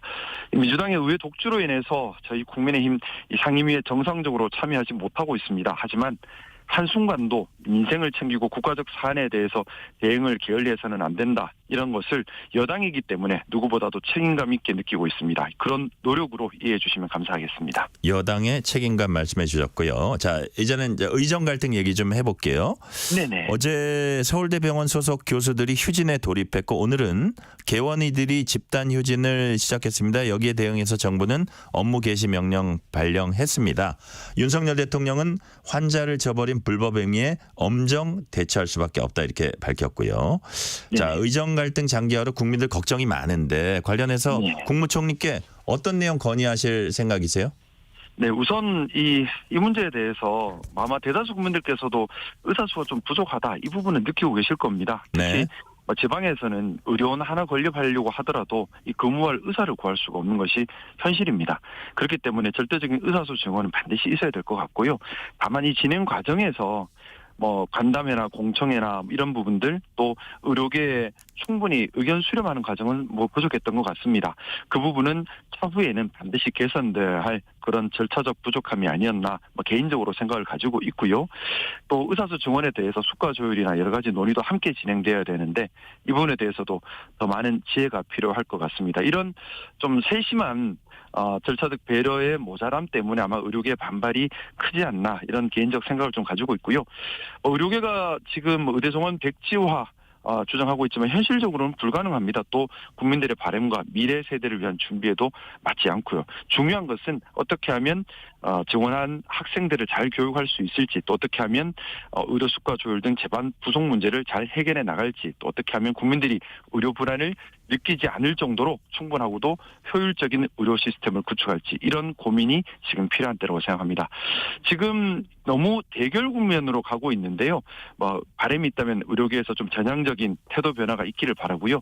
또 우리 정부에서도 또 충분한 사전 의견 수렴 부족했었는데 이런 부분에 대해서 의료계에 좀 충분한 양해를 구해야 되지 않겠는가 생각이 들고 총리님 만나 뵈면은 이 부분에 대한 얘기를 좀 드리고 싶습니다. 네. 우리가 좀 부족했던 부분에 대해서 의료계 정중히 양해를 구하고 또 협조를 구하는 좀 그런 대결보다는 대화의 물꼬를 트는 그런 노력을 앞서서 해주시기를 좀 부탁을 드리려고 합니다. 그런 역할을 또 국민의힘도 중간에서 해야 될 것 같아요. 그죠? 네, 맞습니다. 당연히 해야 됩니다. 저희가 책임 있는 여당이기 때문에 당연히 해야 될 역할이라 생각합니다.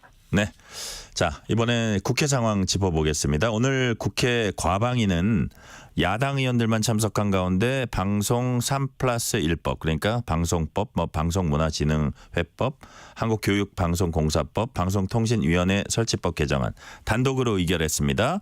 네네. 최민희 민주당 소속 과방위원장은 법안 심사소위 따로 구성하지 않고 법안을 전체회의에 상정해서 의결했습니다. 이른바 네네. 속도전인데요. 이 상황 어떻게 평가를 하고 계십니까? 우선 저는 좀 묻고 싶습니다. 뭐가 그렇게 급한 건지 이게 정말 이렇게 급한 일인지. 왜냐하면 이 언론이라고 하는 것이 정말 중요합니다. 우리 민주주의의 근간입니다. 우리 정치인들의 활동이나 또는 여러 가지 이런 정보나 아니면 편향성이나 이런 부분들이 언론을 통해 다 전달이 됩니다. 그렇기 때문에 언론의 공정함은 매우 중요한 그런 부분이라고 생각합니다. 지금 민주당에서 일방 통과한 안에 따르면은 취지는 좋습니다. 여러 이해관계자들을 이제 좀 더 많이 참여시키게 하겠다, 이런 취지는 좋은데, 문제는 그 추가로 참여하게 되는 이해관계자들의 성향성에 관한 것입니다. 정치적 편향성을 가지고 있는 분들이 다수 참여하고 그것이 구조화되어 버린다고 한다면 공정한 언론 보도를 기대하기 어려워질 수 있습니다. 그렇기 때문에 이 부분에 대해서 충분한 보완 대책을 협의해야만 하는데, 이런 보완 대책에 대한 협의 없이, 충분한 의사소통 없이 민주당의 일방으로 진행을 해버린다면 자칫 민주당의 자신들의 입맛에 맞는 언론 장악 방법이 되어버리지 않을까, 이런 우려가 큰 것이 사실이고요. 이렇게 중요한 법안일수록 충분한 토의가 필요하고 충분한 부작용에 대한 검토가 있어야 하는데, 이렇게 속도전으로 간다는 것에 대해서 우려가 참 큽니다. 네. 자, 여야가 원구성 놓고 접점 찾지 못하고 있습니다. 그런 가운데 네, 우원식 맞습니다. 국회의장이 상임위 배분은 제1당 11개, 제2당 7개가 합당하다면서 6월 내 원구성 완료해달라. 민주당은 더 빨리 해야 된다는 입장이고요. 데드라인 21일로 정했습니다. 자, 네네. 국민의힘이 남은 7개 상임위원장 자리 받으라 압박하고 있습니다. 국민의힘이 사실 선뜻 지금 받을 수 없는 그런 처지라고 이제 보이는데, 지금 국민의힘 입장이 정확히 뭡니까? 지금 이 상임위, 지금 사실 이 민주당의 일방 복주가 가장 큰 문제인 겁니다. 네. 지금 말씀하셨던 것처럼 11개 상임위를 지금 상임위 얘기를 하셨는데, 네. 제가 환노위로 배정되어 있습니다. 민주당의 네네. 안에 의하면. 근데 저는 환노위를 지원한 적도 없고요. 저는 행안위와 정무위를 지망을 했는데 민주당에서 일방적으로 배정을 하고 그대로 따르라고 하는 겁니다. 아, 이거 그래요? 따를 수도 없는 것이죠. 예, 예. 기본적으로 의회라고 하는 것은 상호간의 협치가 기반이 되어야만 합니다. 그 과정이 험난하다 하더라도 서로 간의 의견 조율을 하는 것은 의회의 기본입니다. 그런 것 없이 일방적으로 상임위를 배정하고 일방적으로 진행하기 때문에 저희 국민의힘 입장에서는 어려움을 토로할 수밖에 없는 것이고요. 따를 수 없다는 얘기를 할 수밖에 없는 겁니다. 특히나 법사위에 관해서는 참 예민합니다. 법사위 존재 이유가 결국에는 이제 입법 안건에 대한 법률적 하자가 있는지 검토하는 것과 또 네. 법원이나 검찰의 이런 부분들을 감시 감독하는 것인데, 이 법안에 대해서 지금 의회가 민주당이 다수당이 되어 있습니다. 민주당이 입법 발의를 하고 또 국회의장도 민주당 출신입니다. 일방적으로 진행할 때 다른 소수 의견들이 최소한의 의견이라도 반영할 시간이 필요한데요. 또 수단이 필요하고요. 근데 법사위까지 민주당이 가져가 버린다면 그냥 일방 통행이 돼버리는 겁니다. 네. 비록 저희 국민의힘이 총선에서 좋지 못한 성적을 거둬서 108석에 불과하지만 달리 본다면 108석의 의석을 준 국민들이 국민의힘을 지지하고 있다는 의미입니다. 이런 국민의힘의 의견을 묵살해버린다면 다수의 국민의 의견을 묵살하는 것과 똑같습니다. 지금 국회 현황을 보면 마치 국민의힘의 의원들이 없는 것처럼 야당에서는 매도하고 일방통행을 하고 있습니다. 이것은 의회의 본연의 모습은 아니라고 생각합니다. 이것 때문에 저희가 지금 상임위에 대해서 문제 제기를 하는 겁니다. 네. 지금 상임위 얘기하셨는데 우원식 의장의 상임위 강제 배정과 상임위원장 단독 선출에 대해 국민의힘은 국회의원 108명 전원 명의로 헌법재판소에 권한쟁의 심판 청구하기로 했습니다. 사실 4년 전에 그때 미래통합당이 똑같은 내용으로 이제 권한쟁의 심판했었는데 헌재가 이제 각하 결정 내렸거든요. 네, 그때 그 전에 이제 상임위가 구성이 됐기 때문에 각하 결정이 났던 것이고요. 소송에 이익이 있어야 되는데 그 부분이 없기 때문에 났던 겁니다. 네네. 그래서 이번에도 또 비슷하지 않을까 그런 생각, 어떤 실익은 없는 거 아닌가 이런 또 얘기도 나오긴 합니다. 네, 근데 실익 여부를 떠나서 사실. 저희는 지금 법을 다 지키면서 투쟁을 하고 있습니다. 이런 일방 독주에 대해서 투쟁을 할 수 있는 준법적인 방법이 많지 않기 때문에 저희가 할 수 있는 부분을 하고 있는 것이고요. 네. 또 하나는 우리가 정치인으로서 하는 모든 언행과 모든 것들이 역사에 기록되는 부분이라 생각합니다. 이제 실익을 떠나서 잘못된 것에 대해서 이의 제기를 하고 비록 추후에 상임위가 구성이 돼서 소유 이익이 없어서 각하되는 경우가 온다 하더라도 저희는 저희의 목소리를 내고 이것을 역사에 남겨놓을 필요가 있다고 생각합니다. 민주당 박찬대 원내대표가 이런 얘기를 했어요. 말이 국회 보이콧이지 여당의 행태는 불법으로 국회와 국민을 볼모로 잡고 윤석열 방탄, 김건희 방탄하겠다는 것 아닌가 이렇게 주장했습니다. 박찬대 원내대표의 주장 우리 의원님께서는 어떻게 보십니까? 저는 그 주장에 대해서요, 한번 민주당 스스로도 되돌아봤으면 합니다. 사실 지금 국회 모습이 국민들이 원하는 모습은 아니라고 생각합니다. 저희 여당도 그렇겠지만 야당도 마찬가지입니다. 민주당이 마치 이재명 당대표를 지키기 위한 그런 당이 되어버리고 민주당 모든 정책이나 이런 것들이 이재명 당대표에게만 맞춰져 있다면 지금 국가적 현안인 저출산 문제나 지역 소멸 문제나 노동개혁, 의료개혁 이런 문제들에 대해서 접근을 할 수가 없습니다. 시일이 급한데 우리는 지금 뭘 하고 있는가 한번 생각해 봐야 합니다. 당연히 저희 국민의힘에서도 중심을 잡고 국민들을 위한 정책을 펴나갈 것이고요. 또 그런 역할을 해야 합니다. 하지만 민주당도 단순히 국민의힘을 지금처럼 없는 정당 취급하거나 대화의 상대로 인정을 안 하거나 상호 존중을 하지 않거나 그리고 모든 민주당의 지금 법안 발의나 이런 것들을 보면 오로지 이재명 당대표만을 위해 있는 것처럼 보여집니다. 네. 이런 행태는 국민들을 위한 행태가 아니라고 생각합니다. 네. 자, 국민들을 위한 행태가 아니다 이렇게 얘기를 하셨고요. 자, 네네. 국민의힘은 이제 연결되는 얘기입니다. 오늘 이재명 사법 파괴 저지 특별위원회 첫 회의를 열었습니다. 네네. 특위까지 만든 이유는 무엇인지 그리고 오늘 회의에서 어떤 얘기들 나왔는지 소개를 좀 해주세요. 네, 일단 오늘 저희 특위가 만들어진 이유는 저희가 이재명 당 대표만을 어떻게 하겠다 그런 목적으로 만들어진 것이 아닙니다. 네. 그런 목적으로 만들어진 것이 아니고요. 지금 법사위가 지금 민주당 일방적으로 기능을 하고 있는데 현재까지 진행되는 상황을 보고 있으면은 이화영 전 경기 부지사의 재판이나 이런 부분에 대해서 영향력을 행사하려고 하고 있고 또 이재명 민주당 대표의 수사에 영향력을 행사하려고 하고 있고 이런 모습을 보이고 있습니다. 이것은 어떻게 보면 국회가 실질적인 법치를 파괴하고 의회 내 공정성을 파괴하고 사법부와 수사기관에 좋지 않은 영향력을 행사하는 그런 모습으로 보여질 수 있습니다. 저희는 이 부분을 문제 삼는 것입니다. 그래서 지금 우리가 이재명 민주당 대표의 사법 파괴에 대한 특위라고 말은 하고 있지만은 실질적으로 우리가 목적하는 것은 법치의 회복입니다. 법치의 회복이다. 그리고 어떤 그 기존의 사법 체계를 어떻게 흔든다거나 이런 부분을 막겠다 이런 취지라고 맞습니다. 봐도 되나요? 만약에 이런 일들이 전통 관례처럼 이어진다면은 사법부가 어떻게 독립적으로 판단을 할 수 있을 것이며 수사기관이 어떻게 제대로 된 수사를 할 수 있겠습니까? 네. 자, 이번에 이제 국민의힘 전당대회 얘기를 좀 해볼게요. 7월 23일로 확정됐죠? 네네, 맞습니다. 네네. 한동훈 전 위원장 출마 선언도 임박했다 이런 관측이 계속 나오고 있는데 우리 김상우 의원님께서는 한 전 위원장과 2시간 가까이 만나서 허심탄회하게 대화를 나눴다 이렇게 전해졌습니다. 네네. 실제로 맞습니까? 2시간 가까이 말씀을 나눴습니까?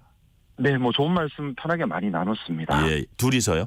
네네네. 아, 그럼 얘기를 오래 하셨네요. 둘이서 말씀하셨다면 어떤 얘기 나눴습니까?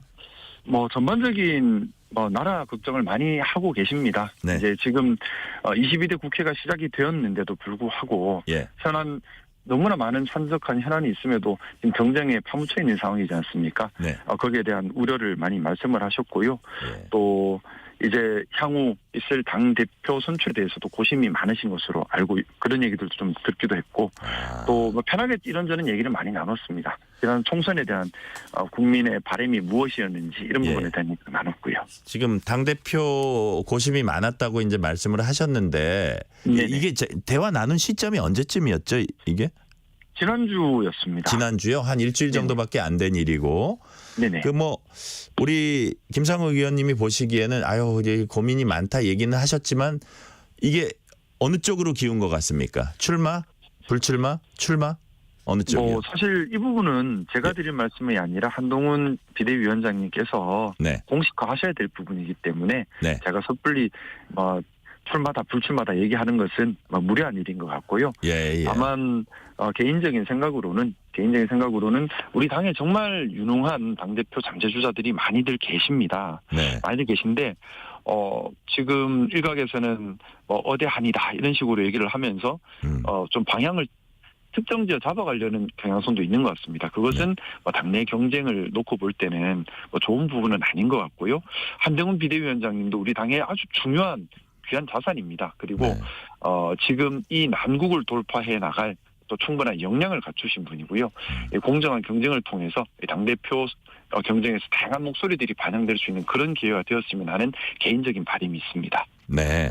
자, 지금 김상욱 의원님 아주 신중하게 뭐 무슨 느낌은 있었을 거예요. 그럼에도 불구하고 그거를 출마할 것 같다 안 할 것 같다는 걸 얘기한 거는 한동훈 전 위원장에게 예의는 아닌 것 같다. 그렇지만 네네, 저는 그 생각입니다. 예, 그러니까 한동훈 전 위원장 같은 이런 그 자산이 당의 자산이 다른 분과 함께 이렇게 나와서 공정하게 경쟁하면 좋겠다. 이런 그 어떻게 보면 원론적인 얘기해 주셨고요.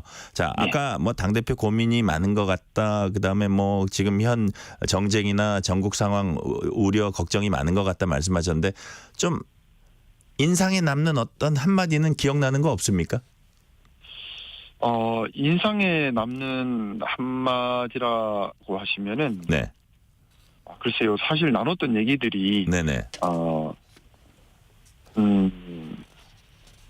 제가 느끼기로는 그런 느낌을 많이 받았습니다. 어떻게 하면 네. 당이 네.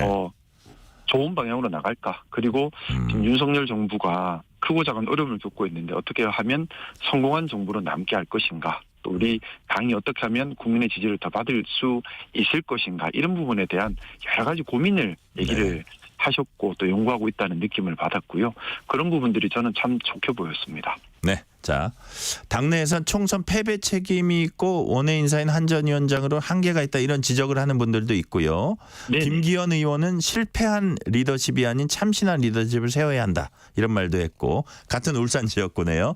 자, 윤상현 의원도 이렇게 다시 나오려면 뭐하러 사퇴했냐 이렇게 좀 강하게 비판을 했습니다. 이런 네. 지적에 대해서는 어떻게 보세요?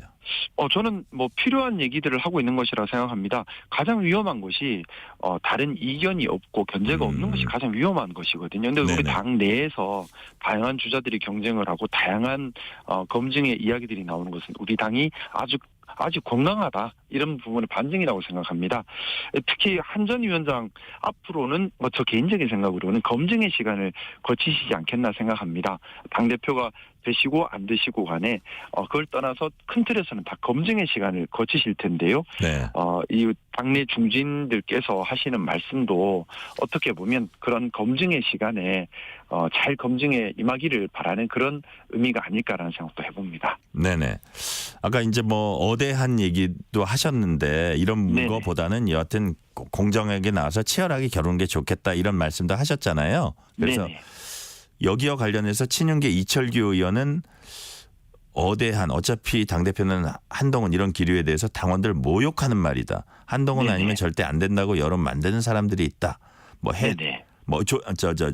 조정훈 의원은 절대 안 네네. 된다고 여론 만든 사람이 있다. 이건 해당 행위를 한다. 이런 여론을 만든 사람은 네네. 이런 부분의 표현, 이런 부분의 인식은 어떻게 생각하세요?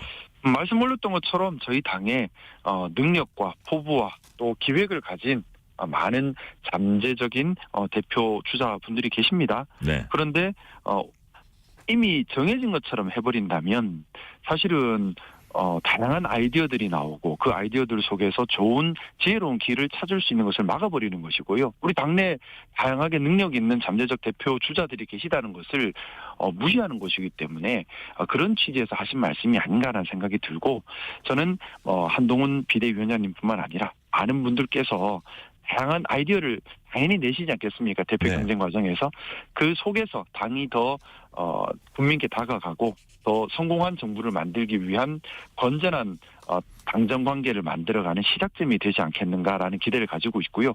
그렇게 좀 그 절차와 과정을 국민들께서 응원해 주시고 지지해 주셨으면 합니다. 자, 이제 당정 관계 지금 얘기하셨잖아요. 그래서 네네. 역시 한동훈 위원장과 관련해서도 제가 자꾸 우리 김상욱 의원님한테는 한동훈 위원장 질문을 네네네. 하게 되네요. 관련해서도 과연 이제 당 대표가 과연 나올 것이냐, 그럼 나오면 될 것이냐도 중요하지만 만약에 네. 될 경우에 과연 윤석열 대통령과 어떤 관계를 설정하느냐 이게 되게 중요하다고 생각을 하는데. 네, 맞습니다. 대통령실 수석 출신의 강승기 의원은 이런 얘기를 했어요. 대통령과 당대표가 갈등을 빚으면 망하는 길이다. 이런 네. 그 말도 했거든요. 네네. 이런 당정 관계 고려할 때 뭐 이게 뭐 두 사람의 관계가 이렇다 저렇다 말도 많은데 여튼 네. 한동훈 전 위원장이 당정 관계 고려할 때 차기 당대표로 적절한 인물이다. 아니다. 아니면 어느 쪽에 손을 들어주시겠습니까? 저는 충분히 적정한 관계를 설정할 수 있는 분이라는 생각을 가지고 있습니다.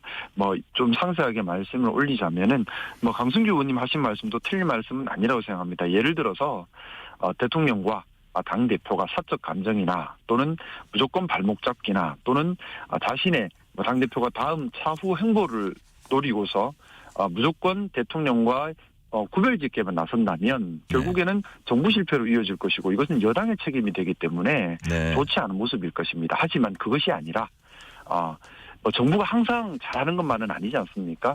분명히 좀 모자란 부분도 있을 것이고 고쳐야 될 부분도 있을 겁니다. 그렇기 때문에 당정 관계에도 적당한 긴장은 필요할 것이고요. 그런 건강한 긴장 관계를 유지하면서 정부가 더 성공하도록 촉매 역할을 하고 잘못된 것을 바로잡는 역할을 해 나가면서 서로 간의 신뢰를 쌓아간다면 그것은 건강한 긴장 관계라고 생각합니다. 저는 한동훈 위원장과 식사를 하면서 이런 건강한 긴장 관계를 만들면서 윤석열 정부의 성공을 위해 기여를 할 수 있다. 이런 느낌을 받았습니다. 0643님이 이런 질문하셨어요. 지난 21대 국회 법사위는 여당 몫이었습니다. 그런데 본회의에 상정안돼 폐기된 법안이 수천 건이라고 들었습니다. 이건 어떻게 된 겁니까? 이렇게 물어보셨는데 글쎄요. 여기에 대해서 좀 아시는 바 있으세요? 어떠세요? 제가 22대 초선으로 처음 들었기 때문에 21대 일을 잘 알지는 못하지만 잘못된 점이 있었다면 당연히 22대 때부터는 제대로 해야 된다고 생각합니다. 그리고 그런 국민들께서 바라보시는 잘못된 것에 대한 매서운 지적들이 저희를 더 잘하게 만드는 그런 길이라고 생각합니다. 이제 21대 국회 때 너무 정쟁에만 묻혀서 제대로 된 일을 못했다. 이런 비난 많았던 것으로 저도 알고 있고요. 그래서 22대 국회 때는 반드시 일하는 국회를 만들고 싶다. 이것이 개인적인 또 꿈이었습니다. 지금 아마 저뿐만 아니라 아마 국민의힘 초선 의원님들께서 다 모두 가지고 계신 답답함일 겁니다. 정말 제대로 일을 하고 싶은데 근데 일을 하기 위해서는 말씀 올렸던 것처럼 의회의 전통인 상호 존중과 협치가 반드시 전제되어야만 합니다. 그것이 아니고 국민의힘 의원들이 마치 없는 것처럼 이렇게 무시당하는 현상이 된다면 저희가 일을 하는 것이 아니라 단순 거수기가 되어버릴 수도 있습니다. 그것은 저희를 또 지지해 주신 국민들을 무시하는 처사가 되지 않겠습니까? 그래서 의회가 상호 존중하고 서로 소위에서 지혜롭게 길을 찾아가는 그런 전통이 회복되기를 바라고요. 그런 전통이 회복된 전제 하에서 나오는 결정과 안건 통과만이 의회의 정당성을 담보한다고 생각합니다. 네. 의회의 상호 존중과 토의 강조하셨습니다. 오늘은 여기까지 듣겠습니다. 지금까지 김상욱 국민의힘 원내 부대표였습니다. 의원님 감사합니다. 네, 감사합니다. 이 시각 교통정보 알아보겠습니다. 교통정보센터 정현정 리포터 나와주세요. 네, 이어서 퇴근길 상황 전달해드리겠습니다. 먼저 경부고속도로 서울 방향은 안성 분기점부터 정체가 시작됐고요. 안성 휴게소까지 막히고 있습니다. 기흥 동탄에서 수원까지 천천히 가고요. 서울요금소에서 판교 분기점까지 밀리고 있습니다. 달래내 고개에서 한남까지는 10km 넘게 막히고 있고요. 이북은 1차로에는 사고도 있어서 주의가 필요합니다. 경인고속도로 서울 방향은 서인천에서 부평까지 상습 정체 구간인 만큼 여전히 정체고요. 신월에서도 막히고 있습니다. 서해안고속도로 서울 방향은 발안에서 화성휴게소까지 제속도 못 내고요. 매송휴게소에서 용담터널까지 막힙니다. 일직분기점에서 금천까지도 정체고요. 반대 목포 방향으로는 금천 부근에서 밀리고 있습니다. 영동고속도로 인천 방향 용인휴게소에서 용인까지 막히고요. 동수원 부근에서 부곡까지는 10km 넘게 막히고 있습니다. 군자분기점에서 서창까지도 어렵습니다. KBS 교통정보센터였습니다.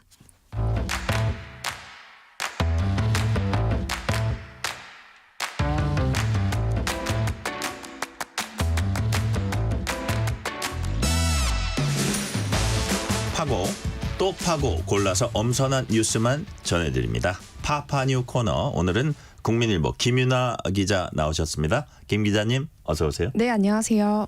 먼저 의료계 집단행동 소식입니다. 오늘 대한의사협회가 휴진을 선언했고 주요 대학병원들도 동참하고 있습니다. 동네 병원들 현장 상황 어떻습니까? 네, 일단 의료 대란으로 불릴 만큼 큰 혼란이 있진 않았습니다. 아직 네. 뭐 전국 단위로 휴진율 집계는 이뤄지지 않았는데요. 정부가 오늘 설명하기로는 그 지자체에서 4시까지 취합을 했고요. 분석을 한 다음에 한 오후 8시쯤에 발표한다는 계획입니다. 제가 개별적으로 동네 병원들을 좀 취재해 보니까요. 주로 소아과들이 많이 닫았더라고요. 아무래도 이면택 대한의사협회 회장이 대한소아청소년과 의사회장 출신이다 보니까 이 소아과 개원이들의 호응이 좀 컸던 걸로 추정이 됩니다. 다른 과에 비해서. 네, 맞습니다. 제가 서울 지역 병원 뭐 전체를 다 돌아다녀보진 못했지만 뭐 확인한 병원들을 따져보면 한 10% 정도는 문을 닫은 걸로 추정이 됩니다. 동네 병원 의사들은 개원이라서 일종의 그 자영업자거든요. 그래서 하루 문을 닫으면 뭐 간호사 인건비라든지 뭐 임대료 같은 것들 꽤 부담이 될 수 있기 때문에 휴진율이 뭐 대학 교수들만큼 높진 않을 거다 이렇게 예상이 나왔었는데 뭐 크게 예상을 빗나가진 않았습니다. 그런데 오후 6시에 의협이 자체적으로 파악을 한 결과 휴진율이 50% 내외로 나타났다 이렇게 밝혔거든요. 믿으세요? 아무래도 이제 좀 정부 통계가 나와봐야 할 것 같은데 그래요? 의협은 이제 오전에는 그 진료를 보고 오후에는 휴진하는 뭐 이런 경우들을 다 휴진율로 잡기 때문에 숫자가 좀 많이 나올 수 있습니다. 그래서 정부 통계를 좀 기다려봐야 될 것 같고요. 그리고 정부가 오늘 오전 9시에 그 개원이한테 업무 개시 명령을 발령을 했습니다. 그래서 사전에 개인적인 사유로 휴진을 신고하지 않고 뭐 오늘 무단으로 휴진에 나선 경우에는 행정명령 위반으로 간주되기 때문에 면허 정지와 같은 불이익을 줄 수 있다 이렇게 경고를 했고요. 사실 이 면허 정지 3번이면 면허 취소가 되거든요. 그래서 이 의사들 입장에서는 의료법이 개정이 돼서 지금 뭐 의료사고 제외하더라도 뭐 예를 들어 음주운전 사고를 낸다거나 이런 식으로 금고형에만 처해도 면허 정지가 내려지는 상황이기 때문에 이번 휴진으로 만약에 면허 정지 1회가 내려지면 좀 타격이 클 걸로 보입니다. 네. 자, 그러니까 부분 휴진까지도 포함하냐 이게 통계에 약간 차이가 있겠네요, 서로. 네, 맞습니다. 자, 오늘 오후 2시부터 의협은 여의도에서 총궐기대회 진행했습니다. 정부는 오늘 의협 해산 검토까지 하겠다고 했어요. 네, 오늘 정부가 그 중앙재난안전대책본부 브리핑에서 이렇게 언급을 했는데요. 네. 정부는 이번 휴진을 명백한 불법 진료 거부라고 보고 있습니다. 그래서 불법이기 때문에 법과 원칙대로 대응하겠다 이런 입장인데요.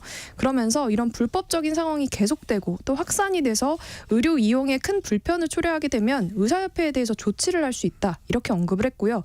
의협의 설립 목적이 이 국민 건강 증진에 있는데 사실 지금 요즘 휴진한다 뭐 이런 것들은 이 목적에 위배되는 불법 사항이라는 겁니다. 그래서 이걸 계속하게 되면 시정명령을 일단 내리게 되고요. 그리고 임원 변경을 할 수 있다는 겁니다. 그리고 극단적인 경우에는 아예 법인의 해산까지도 가능하다 이렇게 경고를 했습니다. 이미 어제 정부는 공정거래위원회에 의협을 신고했고요. 진료 거부를 독려했는데 의협은 오늘 집회에서 여기에 반발을 해서 정부가 요구를 받아들이지 않으면 27일부터 무기한 휴진에 나서겠다 이렇게 경고를 했습니다. 자, 강대강 대치가 약간 좀 확산되는 그런 느낌이네요. 네, 맞습니다. 에스컬레이션이라 그럴까요? 그렇게 되는 느낌인데, 자, 정부는 당장 병원 찾지 못한 환자들을 위해서 비상진료 체계 운영하고 국립암센터 병상도 최대치로 가동한다 이렇게 밝혔는데요. 그런데 정작 국립암센터 의사들도 집단휴진에 나설 수 있다면서요. 네, 국립암센터 전문의 비상대책위원회가 있는데요. 여기서도 성명을 냈습니다. 자체적으로 투표를 했더니 응답자의 95%가 현 방침에 반대한다 이런 의사를 밝혔다고 하고요. 또 응답자의 50%는 항의 의사를 표현하기 위한 방안으로 뭐 중환자실이나 응급실 같은 거 제외하고 전면 휴진을 고려하는 거에 동의했다는 겁니다. 정부가 집단 휴진으로 인한 환자 피해를 줄이기 위해서 지금 뭐 병원끼리 일종의 네트워크를 꾸려서 진로 협력 체계 구축해서 환자들을 분산하고 있거든요. 네. 그리고 또 암 환자 같은 경우에는 이 국립암센터 병상을 최대치로 가동을 해서 치료를 받을 수 있도록 하겠다. 이렇게 계획을 발표했습니다. 그런데 정작 이 국립암센터 의사들이 추가적인 인력이랑 예산 지원도 없이 이렇게 병상을 확대 가동하겠다는 거는 반대한다. 이렇게 반발을 한 겁니다. 제가 취재를 해보니까 비대위가 성명서를 어젯밤 12시 다 돼서 내놨거든요. 네. 그렇다 보니까 뭐 환자 일정은 당장 오늘 조율을 하진 못했고요. 그래서 오늘 휴진엔 동참하지 않았고 앞으로 정부 대응 방침을 보면서 뭐 전면 휴진을 할지 이거를 좀 고민해보겠다는 입장입니다. 정부는 정부는 오늘 여기에 대해서 이렇게 설명을 했는데요. 이런 상황이 지속되지 않도록 하는 게 정부가 해야 될 책무인 것 같다라면서 극단적인 상황에 처하지 않게 계속 협의해 나가겠다 이렇게 설명을 했습니다. 그러니까 보니까 정부는 이제 강한 대응 플러스 협의도 이제 병행한다 뭐 이런 뜻인 것 같습니다. 네. 자, 어제부터 서울대병원이 휴진에 들어갔고 다른 대학병원들도 줄줄이 휴진을 예고를 했습니다.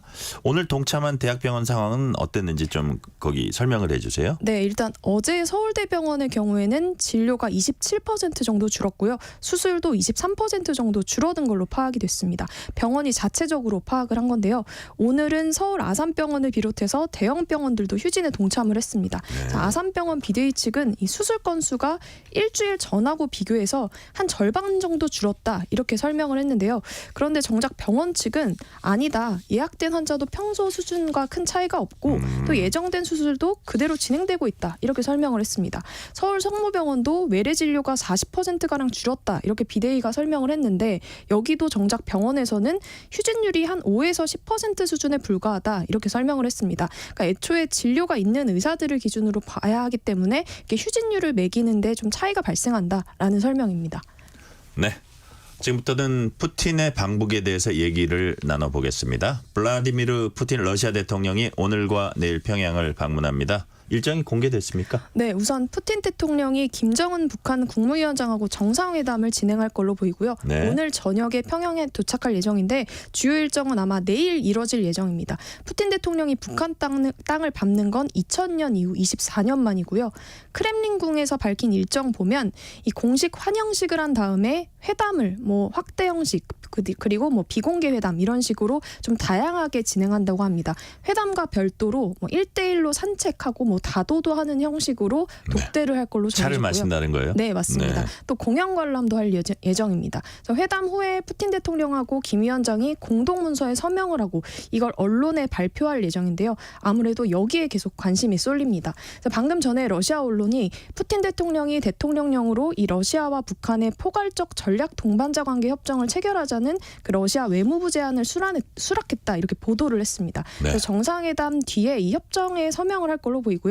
아무래도 이거는 양자 관계를 지금보다 한 단계 더 격상한다 이런 의미로 해석할 수 있습니다. 그런데 한국과 러시아 관계하고 비교를 해보면요, 한국과 러시아는 전략적 협력 동반자 관계거든요. 네. 그러니까 북한하고는 포괄적이라는 단어가 더 붙는 겁니다.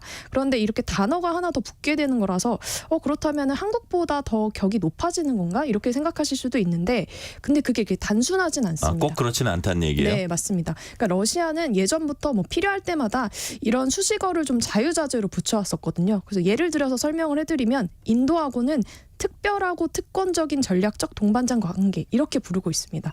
그래서 단순히 이 포괄적이라는 표현이 붙었다고 해서 한국보다 더 우월하다 이렇게 보기는 어려울 것 같고요. 북러가 아무래도 회담을 마치고 협정의 구체적인 내용이라든가 후속 조치 이런 것까지 발표를 하면 그걸 보면서 좀 감안을 해서 판단해야 될 걸로 보입니다. 좀 더 자세히 안을 들여다봐야 된다. 네. 그런 말씀이네요. 자, 당장 양측이 군사협력을 어느 수준으로까지 할지 여기에 관심이 쏠리죠? 네, 맞습니다. 크렘린궁이 이 푸틴 대통령하고 김 위원장이 비공식 대화에서 가장 중요하고 민감한 사안을 논의할 예정이다. 이렇게 언급을 했습니다. 네. 그게 바로 군사협력에 관한 내용이 될 걸로 보이는데요. 아직 협정에 군사협력을 포함하는지 이건 공개되지가 않았습니다. 관심이 쏠리는 것 중에 하나가 자동 군사 개입 조항 이거거든요. 이게 뭐냐면 1961년에 옛 소련하고 북한이 체결한 조약에 포함되어 있는 내용입니다. 네. 그러니까 유사시에는 자동적으로 군사 개입을 할 수 있다 이런 내용인데, 이게 원래 명시가 돼 있었다가 1996년 그 조약이 만료가 되면서 빠졌습니다. 조약 연장을 중단했기 때문인데요. 그래서 2000년에 그 푸틴 대통령이 방북을 했을 당시 표현을 보면 협의와 상호 협력을 할 필요가 있는 경우에는 지체 없이 서로 접촉한다. 이렇게 발표를 합니다. 그러니까 아무래도 지체 없이 접촉한다. 이 표현은 자동 개입한다. 이 표현보다는 훨씬 좀 약화된 수준이고요. 그래서 이걸 다시 복원을 시킬 건지 여기에 관심이 쏠립니다. 그러니까요. 자동 군사 개입 조항 이거는 한국이나 미국한테도 되게 민감한 문제고 네. 사실 중국 입장에서도 되게 민감한 문제일 텐데, 그렇다면 자동 군사 개입 조항 복원 놓고 전문가들 전망은 어떻게 나오고 있습니까? 네, 일단 장호진 국가안보실장은 지난 16일에 이렇게 언급을 했는데요. 푸틴 대통령의 방북을 앞두고 일정한 선을 넘지 말라고 경고성 소통을 그 러시아 쪽과 했다 이렇게 밝혔습니다. 그러니까 일정한 선이라는 게 이 자동 군사 개입과 같은 군사 협력을 강화하는 걸 의미하는데요. 정부 고위 관계자도 동맹 비슷한 조약이 있을 것 같다 이렇게 언급한 적이 있거든요. 네. 그래서 이 자동 개입이 포함된 그런 동맹 조약이 나올 수 있다 이런 가능성이 있다고 보고 있습니다. 그런데 이 러시아가 한국을 무시하고 북한하고만 군사 동맹 조약을 맺는다? 이건 사실 현실적으로 가능성이 높지 않다 이렇게 네. 보는 시각도 있습니다. 그러니까 왜냐하면 푸틴 대통령이 한반도 전체와 관련해서 양국 관계 발전에 관심이 있다 이렇게 말했거든요. 그러니까 남북 모두 관계를 발전하고 싶다라는 건데 북한하고만 이 자동 개입을 복원해버리면 한러 관계는 사실 급속도로 냉각될 수 있기 때문에 그런 선택을 하지는 않을 거다 이런 전망이 나오고요. 또 북한 입장에서도 이 자동 개입 조항을 복원하는 게 그렇게 좋지만은 않을 수도 있습니다. 그러니까 결국에 북한이 러시아에 군사적으로 종속된다 이런 의미도 될 수 있기 때문에 그 러시아 군사 종속이 된다라는 거는 핵무력 강화를 하면 이 전쟁을 억제할 수 있게 된다 이렇게 강조해왔던 김정은의 말과도 맞지 않게 되는 겁니다. 네네. 자, 아까 장호진 국가안보실장이 경고성 소통을 하고 있다. 그래서 러시아 쪽도 우리 그렇게 막 함부로 하지는 않을 거다 이런 그 뉘앙스가 있는데 네. 자 그렇다면 군사 이외 분야에서 협력한다는 내용이 나올 가능성도 있습니까?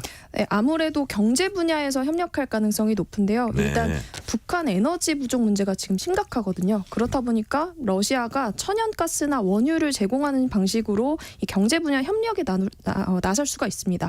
또 극동지방에는 러시아 인력이 부족하다 보니까 네. 북한의 노동자를 데려다가 쓰는 방안 이런 것도 나올 수가 있고요. 그런데 이 방안들 모두 유엔의 대북 제재 대상입니다. 그래서 이 제재를 어기지 않으면서도 교묘하게 지원을 하는 방식으로 협력을 할 가능성이 높습니다. 지금 방금 북한 에너지 부족 문제 말씀하셨는데 정말 위성 사진 한밤중에 보면 남쪽에 그 하얗게 전기 켜진 것과 북쪽에 네. 깜깜한 게 어떻게 보면 그 에너지 문제, 남북 에너지 문제, 뭐 국력의 문제도 될 겁니다. 자, 그렇다면 마지막으로 국제사회가 북러 정상회담에 주목하고 있습니다. 중국의 속내는 뭘까요? 네, 일단 중국은 공식적으로는 이건 러시아와 북한 양자 간의 왕래 문제다. 그래서 논평할 게 없다. 이렇게 평가를 했는데요. 네. 그런데 중국의 속내가 특히 복잡할 거다라는 이 외신 보도들이 나왔습니다. 네네. 미국의 소리가 미국 전직 관리들을 통해서 분석을 했는데 그러니까 만약에 러시아하고 북한이 석유를 대가로 뭐 탄약을 제공하는 수준에 그친다라고 한다면 중국은 뭐 크게 반대할 이유가 없다는 겁니다. 그러니까 중국으로서는 북한이 러시아에 탄약을 보내면 중국이 러시아에 무기를 보내야 한다는 그런 부담감을 좀 덜 수 있기 때문인데요. 그런데 만약에 탄약이 아니라 북한이 뭐 잠수함이나 위성 탄도미사일 같은 좀 민감한 군사 기술을 러시아한테 제공한다? 그렇게 될 경우에는 중국이 불편해질 수 있다는 겁니다. 그러니까 중국의 영향력을 위협받을 수 있다. 이렇게 인식할 수 있다는 네. 건데요. 그러니까 왜냐하면 지금 중국은 동북아 정세를 좀 통제하고 특히 이 북한에 대한 영향력을 내가 질 거야 이렇게 하고 있잖아요. 그래서 이걸 유지하고 싶어 하는데 중국을 건너뛰고 이 북한과 러시아가 직접 관계를 강화한다? 그러면 이제 북한에 대한 중국의 영향력이 약해지니까 이걸 중국이 원치 않을 거라는 겁니다. 그래서 푸틴 방북일인 오늘 그 한중 외교 안보 대화가 서울에서 열렸거든요. 네네. 한국과 중국의 외교부와 국방부 고위 당국자들이 회동을 하는 행사인데 사실 이건 우연이 아닙니다. 그래서 사실 중국 입장에서는 푸틴의 방북 일정을 좀 미리 파악했을 가능성이 크거든요. 그런데도 한국하고 만나는 일정을 뭐 미루거나 주율하지 않았습니다. 그러니까 이 한중 외교 안보 대화 이 자체로 러시아하고 북한한테 일종의 경고 메시지를 보내는 걸로 봐야 할 것 같습니다. 보란 듯이 만난다. 네. 이렇게 볼 수 있겠네요. 자, 오늘은 여기까지 듣겠습니다. 지금까지 국민일보 김유나 기자였습니다. 감사합니다. 감사합니다.